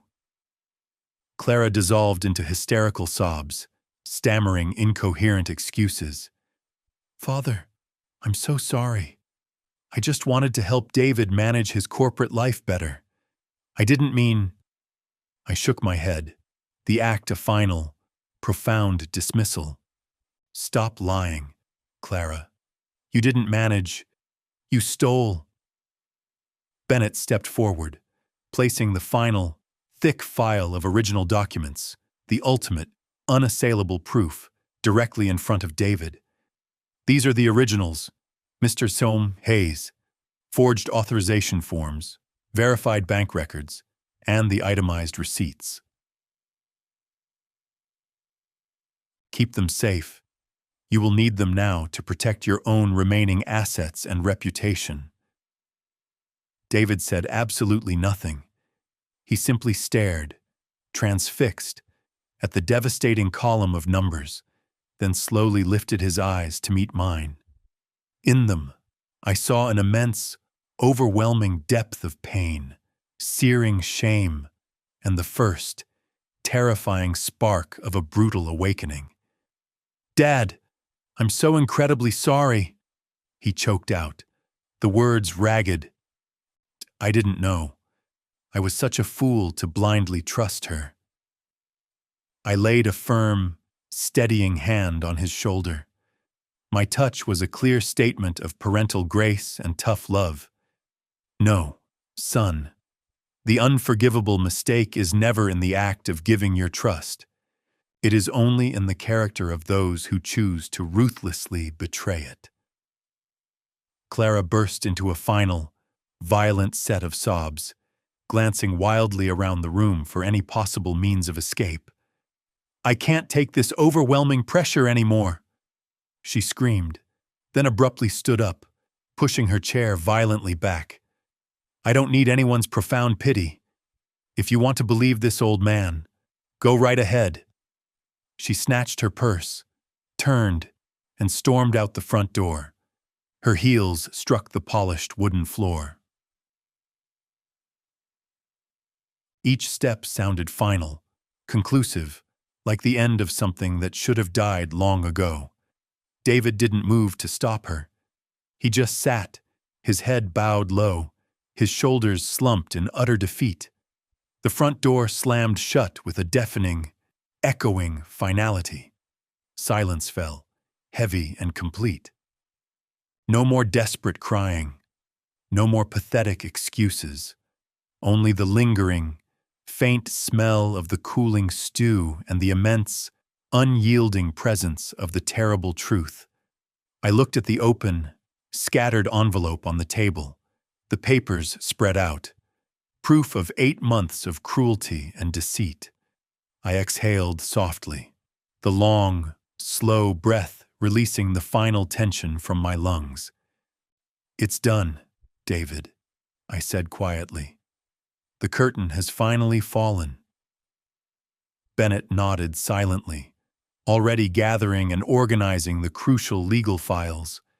Reverend Cole rose slowly from the table, his presence a quiet and immovable anchor in the wrecked dining room, and placed a comforting, steady hand firmly on my shoulder, his gaze both sad and profoundly admiring. "You've done what not every mother has the courage to do.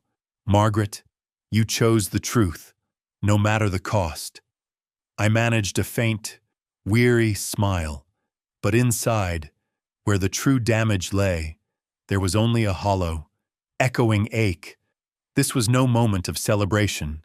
This victory brought no searing joy, only a profound, cold release from the months-long burden of maintaining the lie. When Bennett and the Reverend finally left, retreating into the stormy night, I stayed behind, methodically clearing the table, gathering the half-eaten plates, the unused silverware, the red wine glasses, and even the chair where Clara had sat, still faintly warm with the heat of her despair. A physical reminder of the shattered dinner that had just concluded. I looked around the silent room, replaying every cutting word, every betrayed glance, every subtle shift of suspicion in David's eyes. 8 months of cruel, elaborate deception, and in the space of one brief, brutal evening, it had violently shattered like glass into a million unforgivable pieces. I carefully gathered the scattered, fallen pages, the transfer statements, the receipts, the evidence, stacked them neatly, and placed them back inside the protective manila envelope, my hands trembling slightly now, not from fear, but from the sudden, immense weight of having finally, irrevocably reclaimed my dignity. Outside, the night wind rose and whistled, lifting the window curtains just enough for me to catch sight of the moonlit sky, the moonlight streaming through the window and shining directly onto the envelope, now lying on the table like an official seal of the truth. I knew, deep in my soul, that every lie eventually, inevitably, comes to light. And tonight, it had arrived right here, delivered into my own quiet home. I picked up the envelope again later that evening and noticed a fresh blue stamp on the legal papers. Texas County Court, a sight that made my chest constrict with a painful tightness. I'd known this formal reckoning would come, but seeing the official designation made my heart heavy, and inside was the crisp, official notice. Case number 23 CF 981, Margaret Hayes, plaintiff versus Clara Hayes, defendant, alleging elder financial exploitation and family fraud. Amelia, my old friend, had moved with a speed that both astonished and chilled me. She'd sent a short, professional text message that read, "All evidence filed. Prepare for preliminary hearing next Monday." I set the official letter back down on the table, where the afternoon light filtered through the blinds and cast stripes of pale gold across Bennett's thick folder from the week before, a folder I touched with a reluctant finger, its smooth cover cold, but holding the entire, comprehensive narrative of 8 months of betrayal inside its pages. Justice was now undeniably close, yet strangely, I felt absolutely no satisfaction, only the grim, cold certainty of unavoidable destruction. The morning of the hearing, the sky outside was heavy and gray, the wind sharp, feeling like something about to break violently under pressure. I arrived at the courthouse early, Amelia already waiting, wearing a severe brown coat, her face stern but utterly full of professional resolve. "You holding up, Margaret?" she asked, her voice low and tight, as we walked into the immense, tiled main hall. I pressed my lips together firmly. I managed. I just deeply wish it didn't have to ultimately come to this moment. The long courthouse hallway stretched ahead, tiled in glossy, impersonal white, smelling faintly of old coffee, stale paper, and barely contained tension. It was an unfamiliar, sterile environment, yet somehow, paradoxically, the structure and the sense of legal order made me feel strangely safe. When we finally entered the courtroom, Clara was already there, seated small and alone at the defendant's table in a severe black suit, her hair neatly tied back, her face noticeably pale, but her eyes attempting to project an utterly transparent, false calm. Beside her sat a young, visibly nervous lawyer, likely hired frantically at the last possible minute.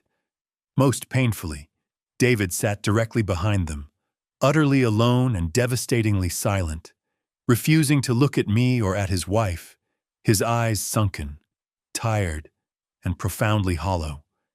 When I took my seat, Clara glanced over for a fleeting moment and gave a faint, terrible smile, a sickly, unsettling mixture of sheer defiance and utter despair. The judge struck the gavel sharply. The court is now in session for the case of elder financial exploitation, Margaret Hayes versus Clara Hayes. Amelia stood first, opening her file with a crisp rustle of paper. Her voice was instantly clear, steady, and entirely clinical. Your Honor, for 8 consecutive months, the defendant, Mrs. Clara Hayes, systematically utilized a fraudulent bank account opened under her mother-in-law's name to deliberately misappropriate a total of $40. Additionally, the defendant continuously misused a company's secondary corporate credit card belonging to Hayes and Partners for purely personal, non-business-related luxury expenses, including high-end spa services, international travel, and a private vehicle purchase. The courtroom fell into a stunned, absolute silence, broken only by the soft rustle of paper as Amelia meticulously laid out the evidence for the court. The official bank statements, the spa receipts, the Lexus invoice, the Cancun tickets, each piece of evidence placed neatly, precisely, before the judge. She paused for effect, then looked directly, coolly at Clara. The defendant not only systematically stole money from her mother-in-law, a 67-year-old widow, but concealed this deliberate fraud by forging legal documents and falsifying bank signatures. This was not a mistake, Your Honor. This was a deliberate, protracted, systematic act of deception. Clara's young lawyer immediately stood, attempting a desperate objection. Your Honor, my client maintains this was merely a deep-seated misunderstanding in household financial management. Mrs. Margaret Hayes is elderly and may have tragically misremembered the details of the transfers from her son's account and the nature of household expenses. I felt my blood instantly boil with rage at the cynical audacity of the lie. Clara lowered her head dramatically, feigning a pathetic, trembling fragility, then looked up, her voice quivering with false distress. Your Honor, my mother-in-law's been quite forgetful lately. I've personally brought her money many times, but she simply doesn't recall the transactions. I never meant to cause any harm to anyone. Perhaps she just completely misunderstood. Those cruel, calculated words cut through my chest like a knife, and I wanted desperately to jump up and scream the truth. But Amelia placed a reassuring, strong hand on my shoulder, silently signaling me to stay calm and still. Then she stepped forward, her voice now sharp and cold as freshly drawn steel. Your Honor, Mrs. Margaret Hayes's memory is more than sharp enough. It is sharp enough to have meticulously documented in detail every single day Clara visited, and everything she explicitly said. And here is her private journal to prove it. Amelia pulled out my familiar brown leather notebook and held it up for the court to see. In this ledger, Your Honor, Mrs. Hayes recorded 8 full months of visits, exact dates, specific times, and even the defendant's precise, documented words, including the conversation where she lied about the transfer date. Every single line and page perfectly matches the official bank transaction data provided by Mr. Bennett. If this detailed, precise documentation is what opposing counsel calls memory loss, then it is the single sharpest memory this court has ever encountered. A visible murmur rippled through the courtroom, and the judge peered over his spectacles, slowly flipped through a few pages of Amelia's file, then frowned heavily and turned toward Bennett, who had been formally invited as a professional expert witness. "Mr. Bennett?" the judge inquired. "Do you confirm the financial figures in this detailed report?" Bennett stood up, adjusted his tie with practiced composure, and replied firmly, "Your Honor, I am the chief accountant at Hayes and Partners. I confirm that all statements and reconciliations are authentic. Each transfer was indeed made from Mr. David Hayes's personal account to an account opened under the name Margaret Hayes. However, that account was, in documented fact, opened, managed, and financially controlled exclusively by the defendant, Mrs. Clara Hayes." The judge nodded slowly, his expression now utterly stern and fixed. I looked toward Clara. She lowered her head completely, her nails visibly digging into her palms, her face a ghastly, defeated pale. Amelia concluded the presentation with a final, crushing blow. "Your Honor, under the Texas Elder Protection Act, the defendant's documented conduct constitutes both aggravated elder financial exploitation and marital financial fraud. We formally request that the court order the defendant to immediately return the full misappropriated amount, including all interest and court fees, and furthermore, we request that the court permanently prohibit her from managing or accessing any financial accounts belonging to her husband, Mr. John David Hayes, for the next 5 years." No one in the courtroom spoke a single word. The only sound was the slow, steady ticking of the wall clock, a relentless countdown to final judgment. The judge finally lifted his head, his voice firm, level, and entirely final. "After reviewing all submitted documents, testimonies, and material evidence, the court rules that the defendant, Mrs. Clara Hayes, shall immediately repay the full sum of $40 to Mrs. Margaret Hayes. The defendant is hereby stripped of all access to and management rights over her husband, Mr. David Hayes's financial accounts, effective immediately. The defendant must also complete a mandatory 6-month financial rehabilitation program. This court is adjourned." The gavel struck 3 times, dry, final, and cold, like the undeniable sound of a steel door closing permanently. Clara sank heavily into her chair. I saw her desperately trying to maintain her composure, but tears finally began spilling uncontrollably down her cheeks. She turned frantically to David, her voice a desperate, trembling plea. "David, you have to believe me. I didn't mean to." David said absolutely nothing at all. He just looked at her with utterly empty eyes, then slowly, devastatingly, turned away. The sight of my son's broken silence made my heart crack open with a terrible, dull ache. I felt no joy, no triumph, only the hollow realization that to reclaim justice and my dignity, I had been forced to watch my beloved son lose his marriage. I had once dreamed that David would be genuinely happy, someday, with a loving, caring partner, in a warm, comfortable home of his own. Now, that cherished dream had vanished, buried permanently somewhere between the pages of a sterile court file. Amelia placed a gentle, supportive hand on my shoulder, her voice soft now. "You did the right thing, Margaret, you didn't just protect yourself, you irrevocably saved your son. I nodded, but my lips couldn't form the smallest smile. Justice, I now understood, is a cold, double-edged sword. It cuts through the chains of deceit, yes, but it also mercilessly severs the fragile threads of family. When I finally left the courthouse that day, the sky had already turned a deep, bruised gray, and rain began to fall, heavy, cold drops splashing onto the stone steps, breaking apart into hundreds of smaller, silent ones. I stood for a long moment under the awning, looking up, the cold rain against my skin a painful shock. Yet somehow, paradoxically, I felt lighter inside. There was no applause, no cheers, no definitive sense of victory, only the quiet, profound peace of someone who had finally walked the full, agonizing circle of justice.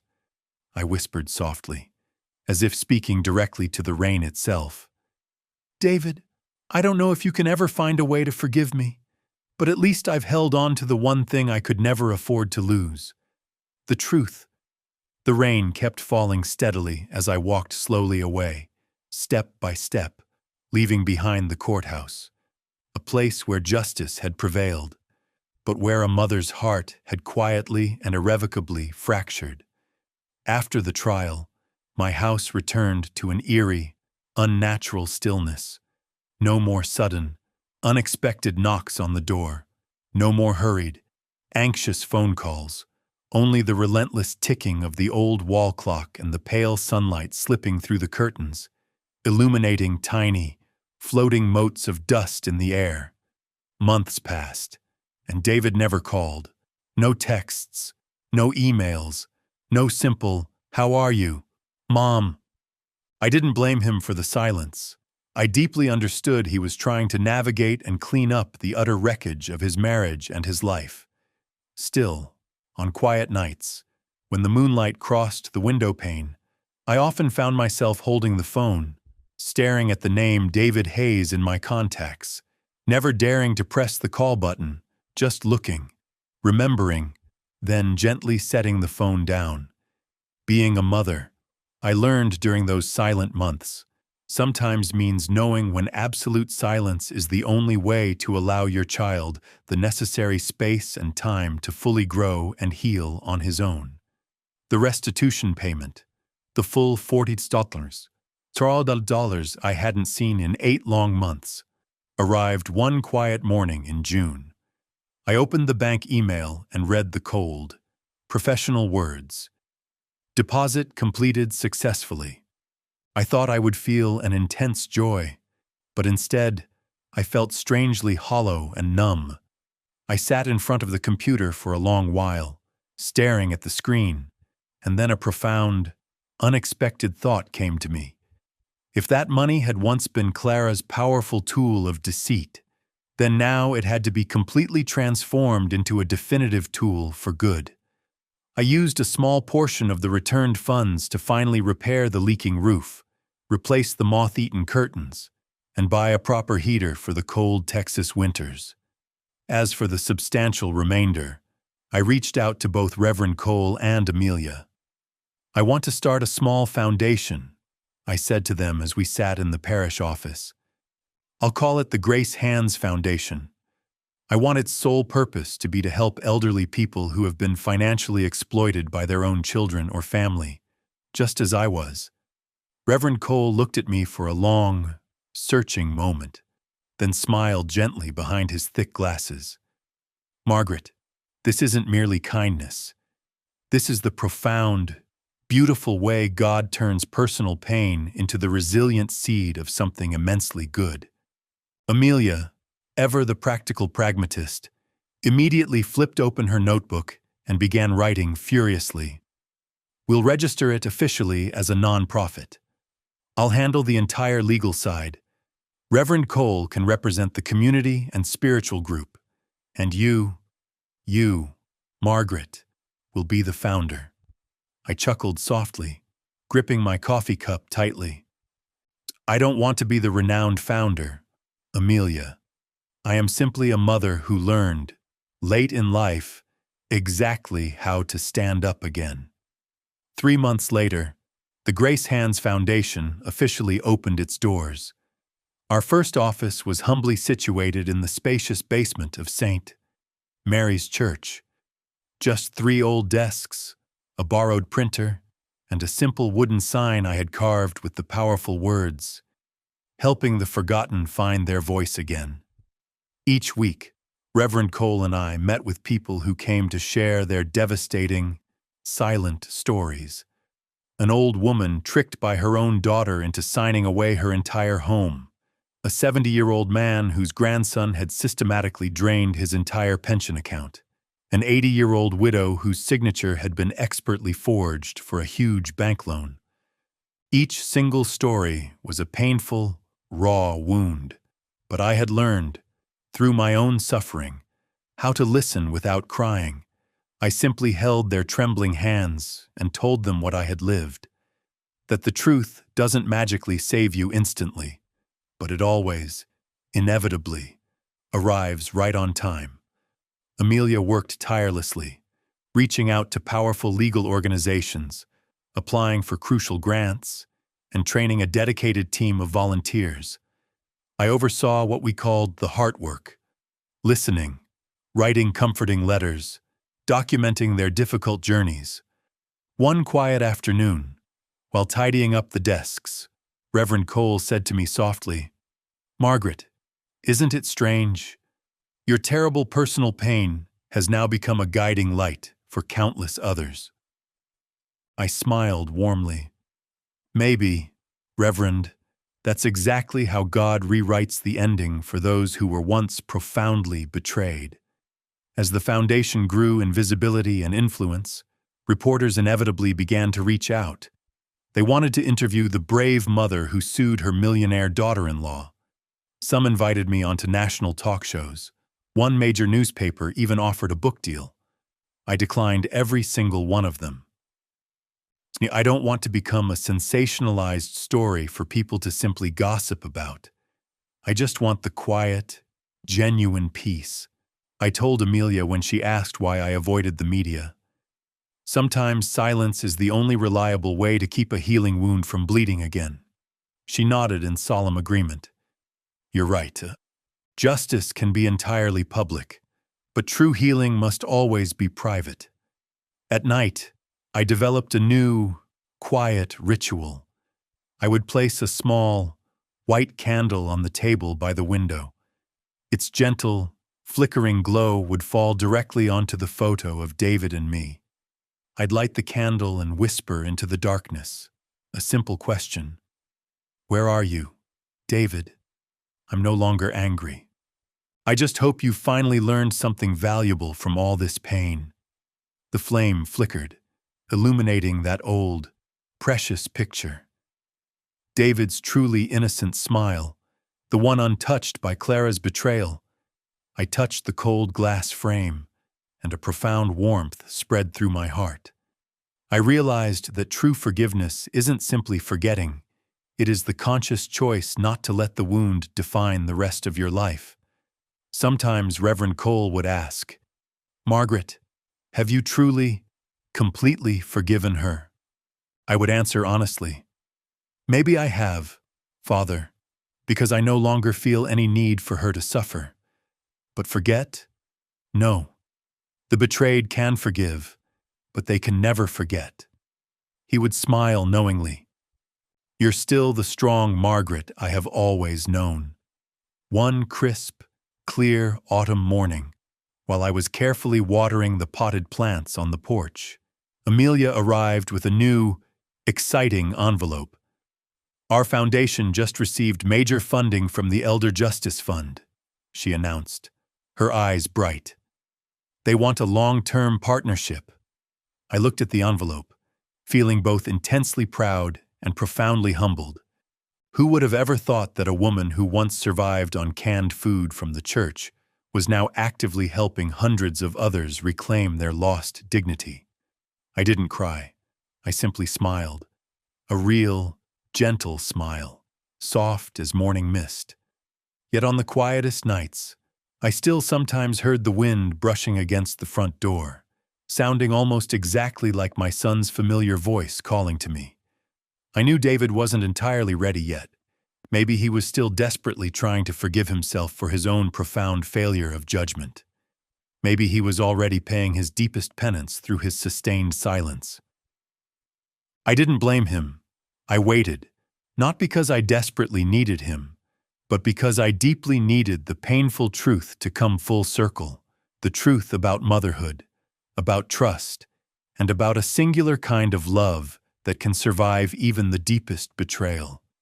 I believed, with unwavering faith, that one day, when my son finally knocked on my door, I would still instantly open it. Not because I had forgotten everything, but because I had finally learned how to love him without letting myself be broken again. I lit the candle, watching its flickering glow dance across the frame. Outside, the wind carried the sharp, clean scent of lavender into the room. I whispered like a solemn prayer, "My son, I don't need your apology. I just hope you remember this one. Final lesson. Trust is the single most precious gift we possess. And once it's cruelly lost, it can take an entire lifetime to find again." The flame shrank down to a thin, golden thread, but I stayed there watching until it faded completely. My heart was strangely calm because I knew the entire storm had finally passed. And this stillness, this deep, quiet peace, was finally, irrevocably mine.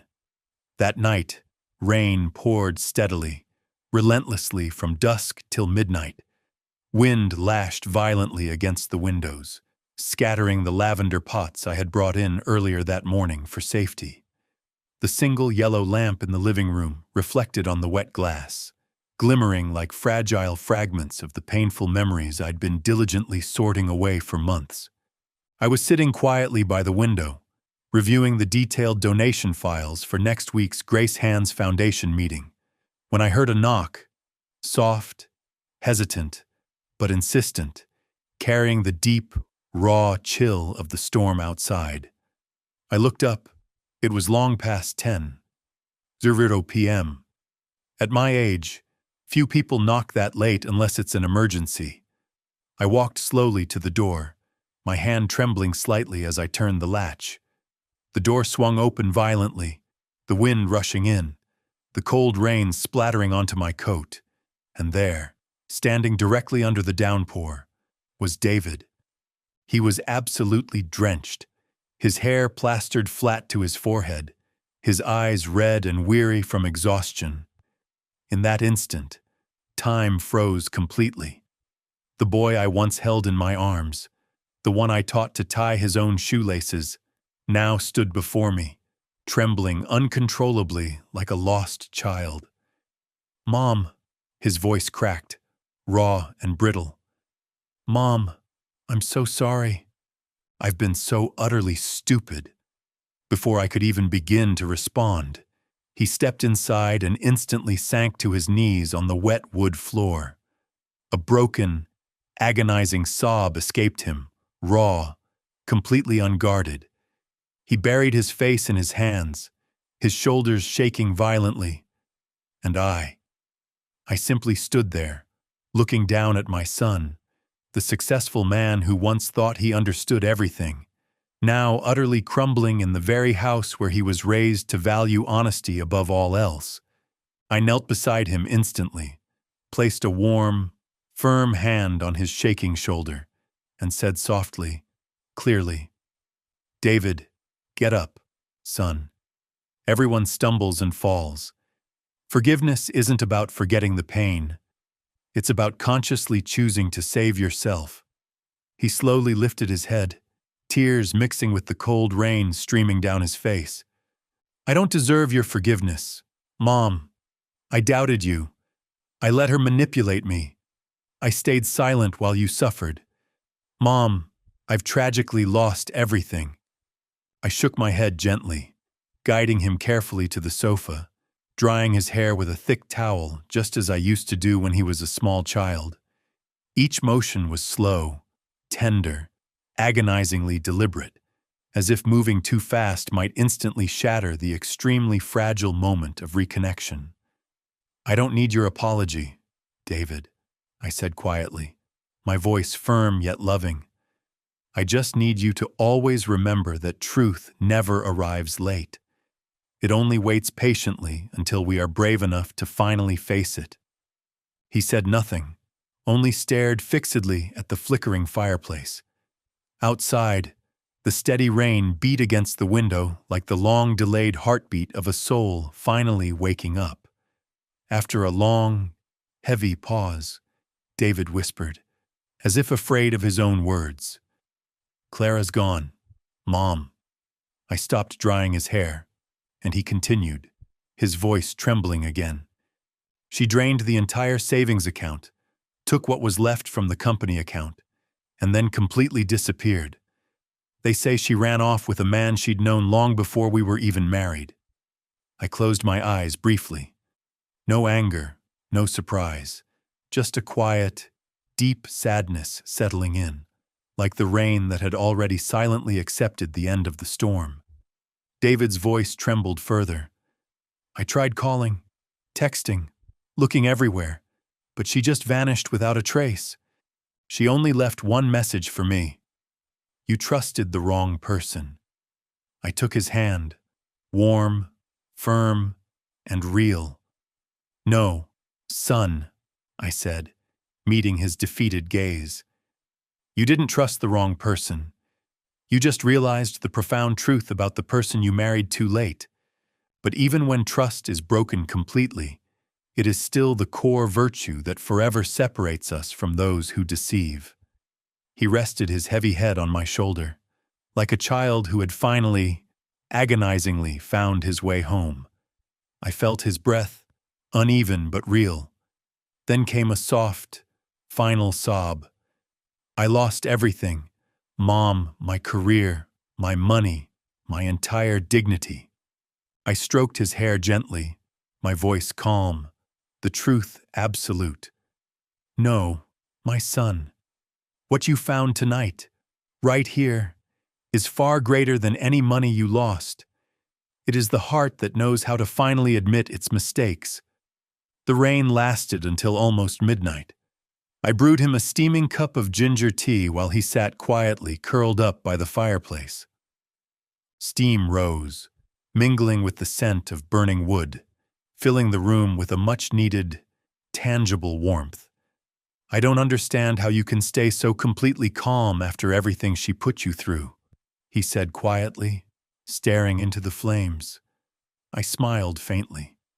"Because I now know that justice isn't about making someone simply pay for their wrongdoings.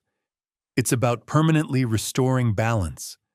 You see, David, Clara reaped exactly what she herself sowed." He nodded slowly, staring at the dancing flames. "I only have you left now, Mom." "No," I replied, my voice steady. "You still profoundly have yourself, and what you actively choose to do from this moment on will decide whether you truly stand tall again."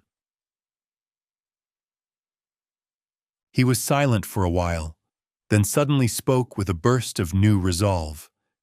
"Mom, can I please help with your foundation? I want to do something genuinely meaningful. Maybe start this weekend." I looked at him.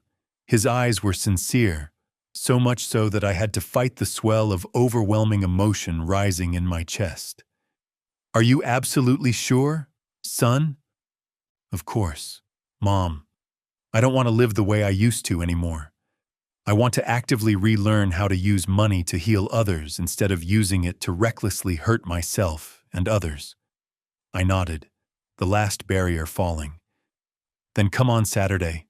David, Reverend Cole will be truly happy to see you actively participating."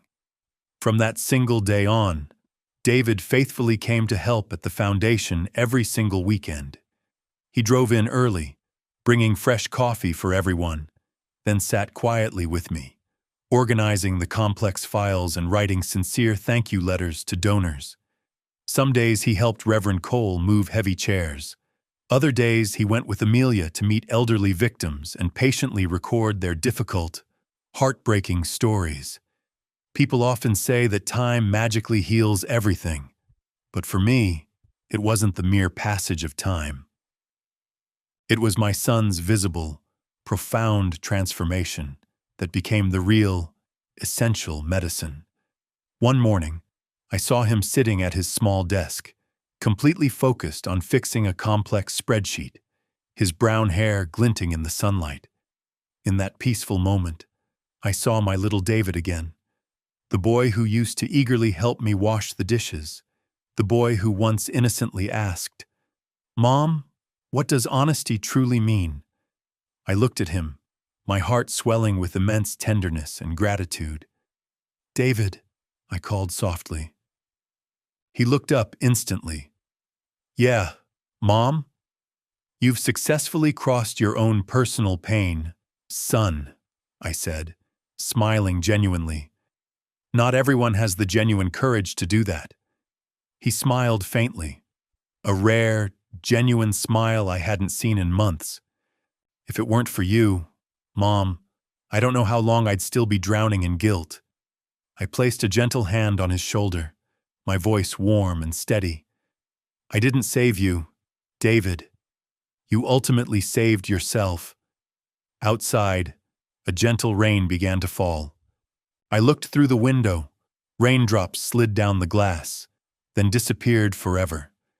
The door he had once knocked on that stormy night now stood open permanently.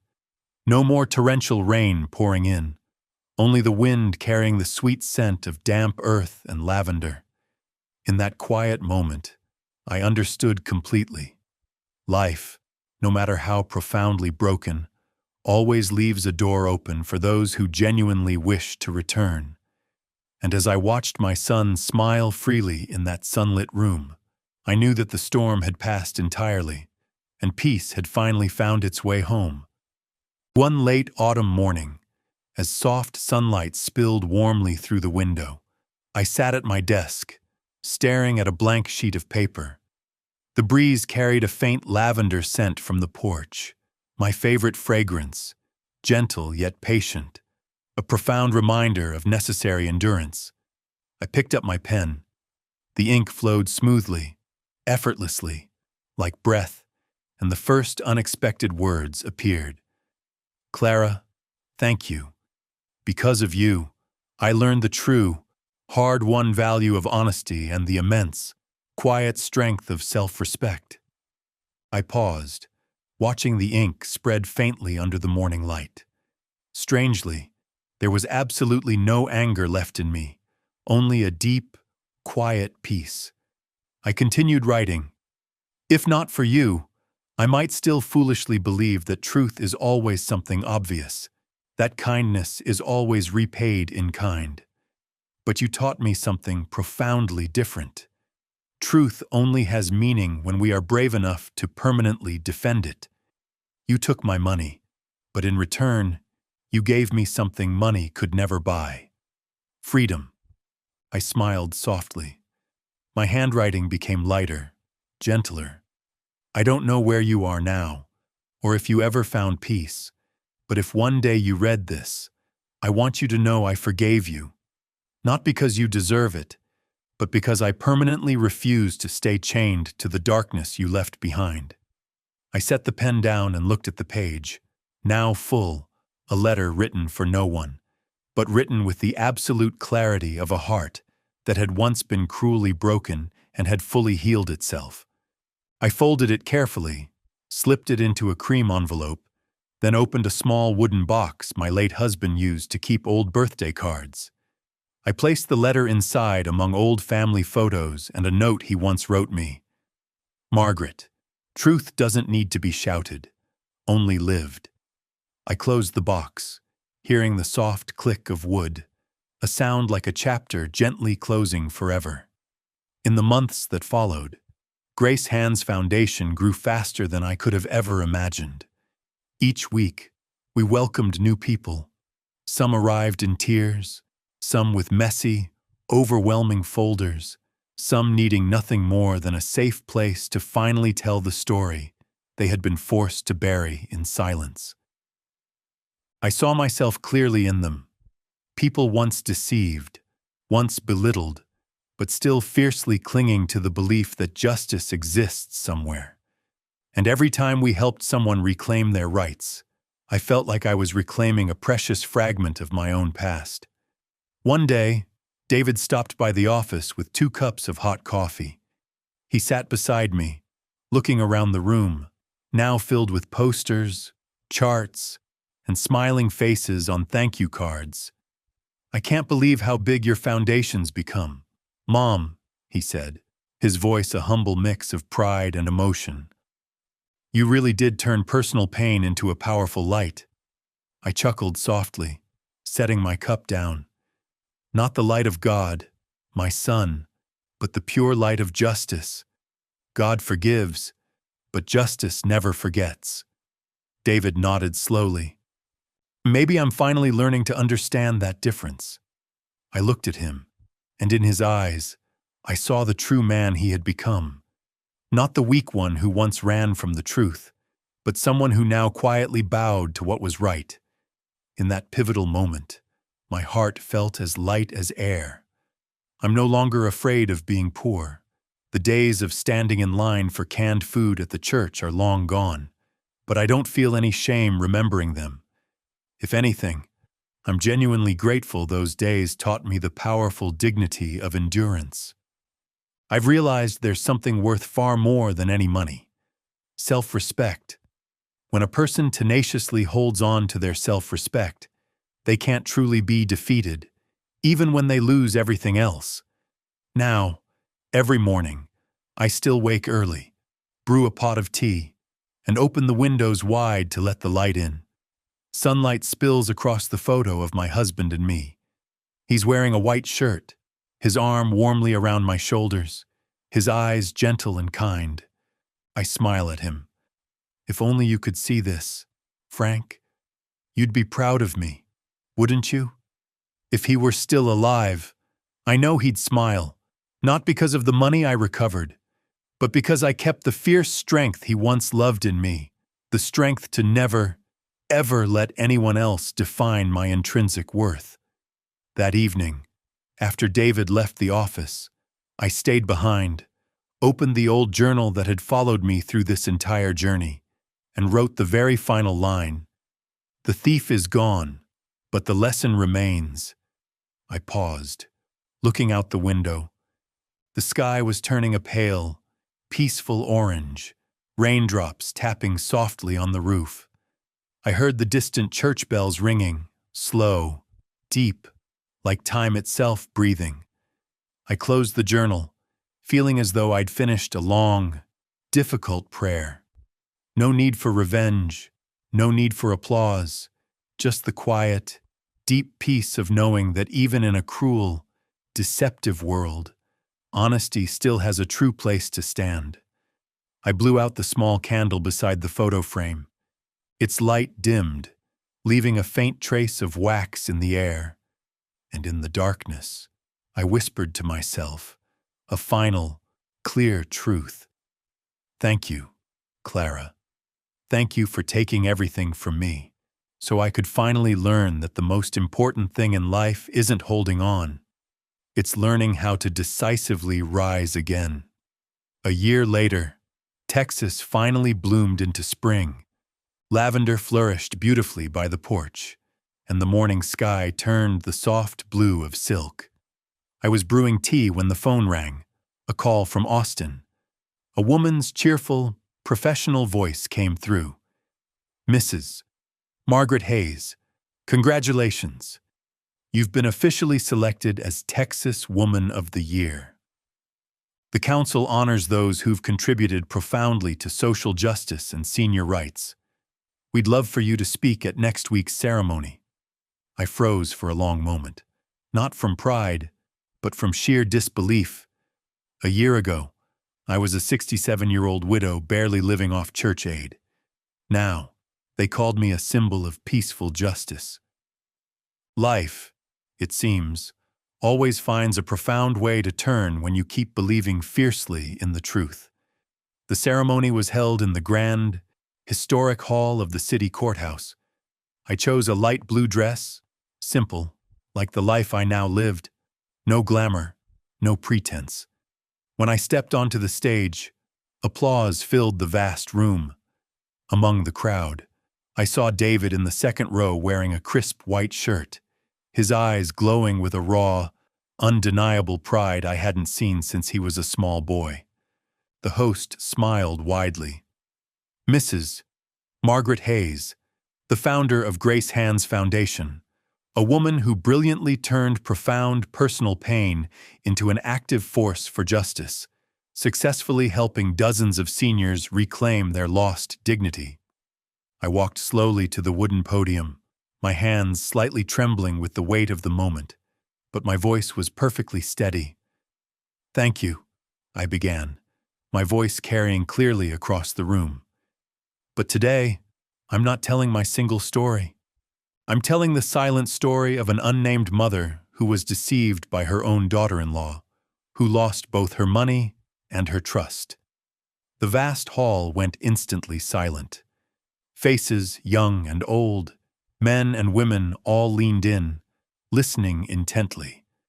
I once foolishly thought that when someone betrays you, the best revenge is silence. But I learned something else entirely. When someone steals your sacred trust, you must reclaim it with the truth. No shouting, no hatred, just the plain, unvarnished truth. Because truth holds a power no mere punishment ever could. Applause erupted, long, loud, and heartfelt. I paused, taking a deep, steady breath. From the front row, I saw David wiping his eyes.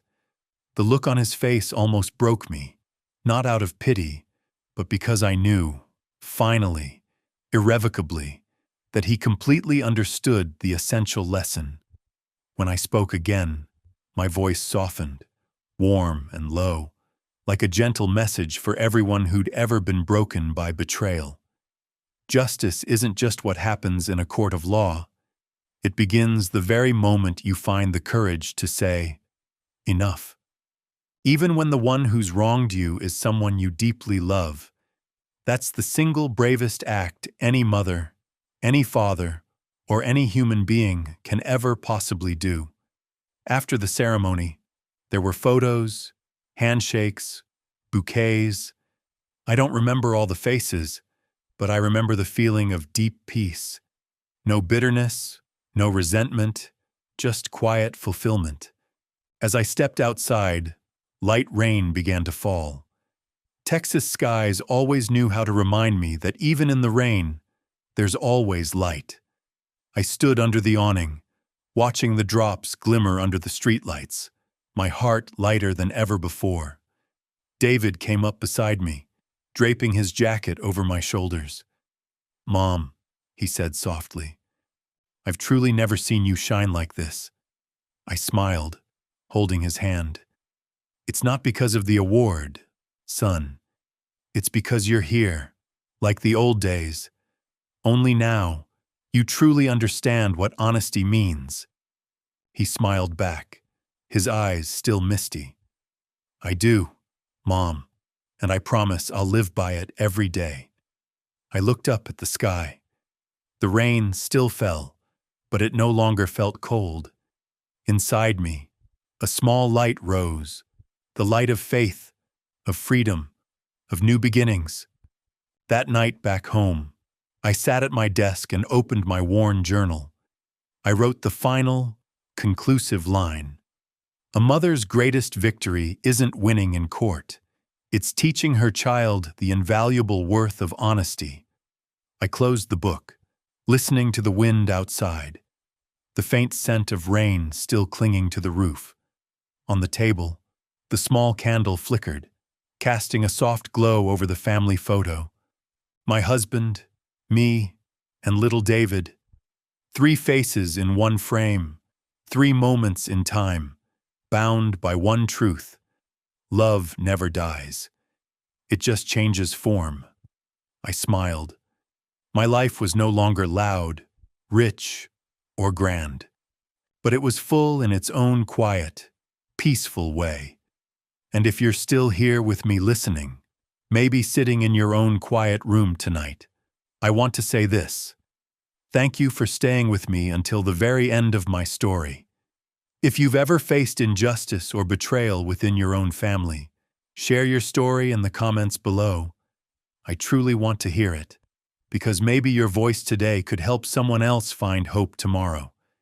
And if you believe, as I always have, that the truth will always find its way home, I would love to hear your opinion, so please share it with me in the comments. I'm always curious about what you all think, and also write me where you heard this story. For more life stories like this, like the video and subscribe to my channel. There are many other stories waiting for you. With heartfelt greetings. Until next time.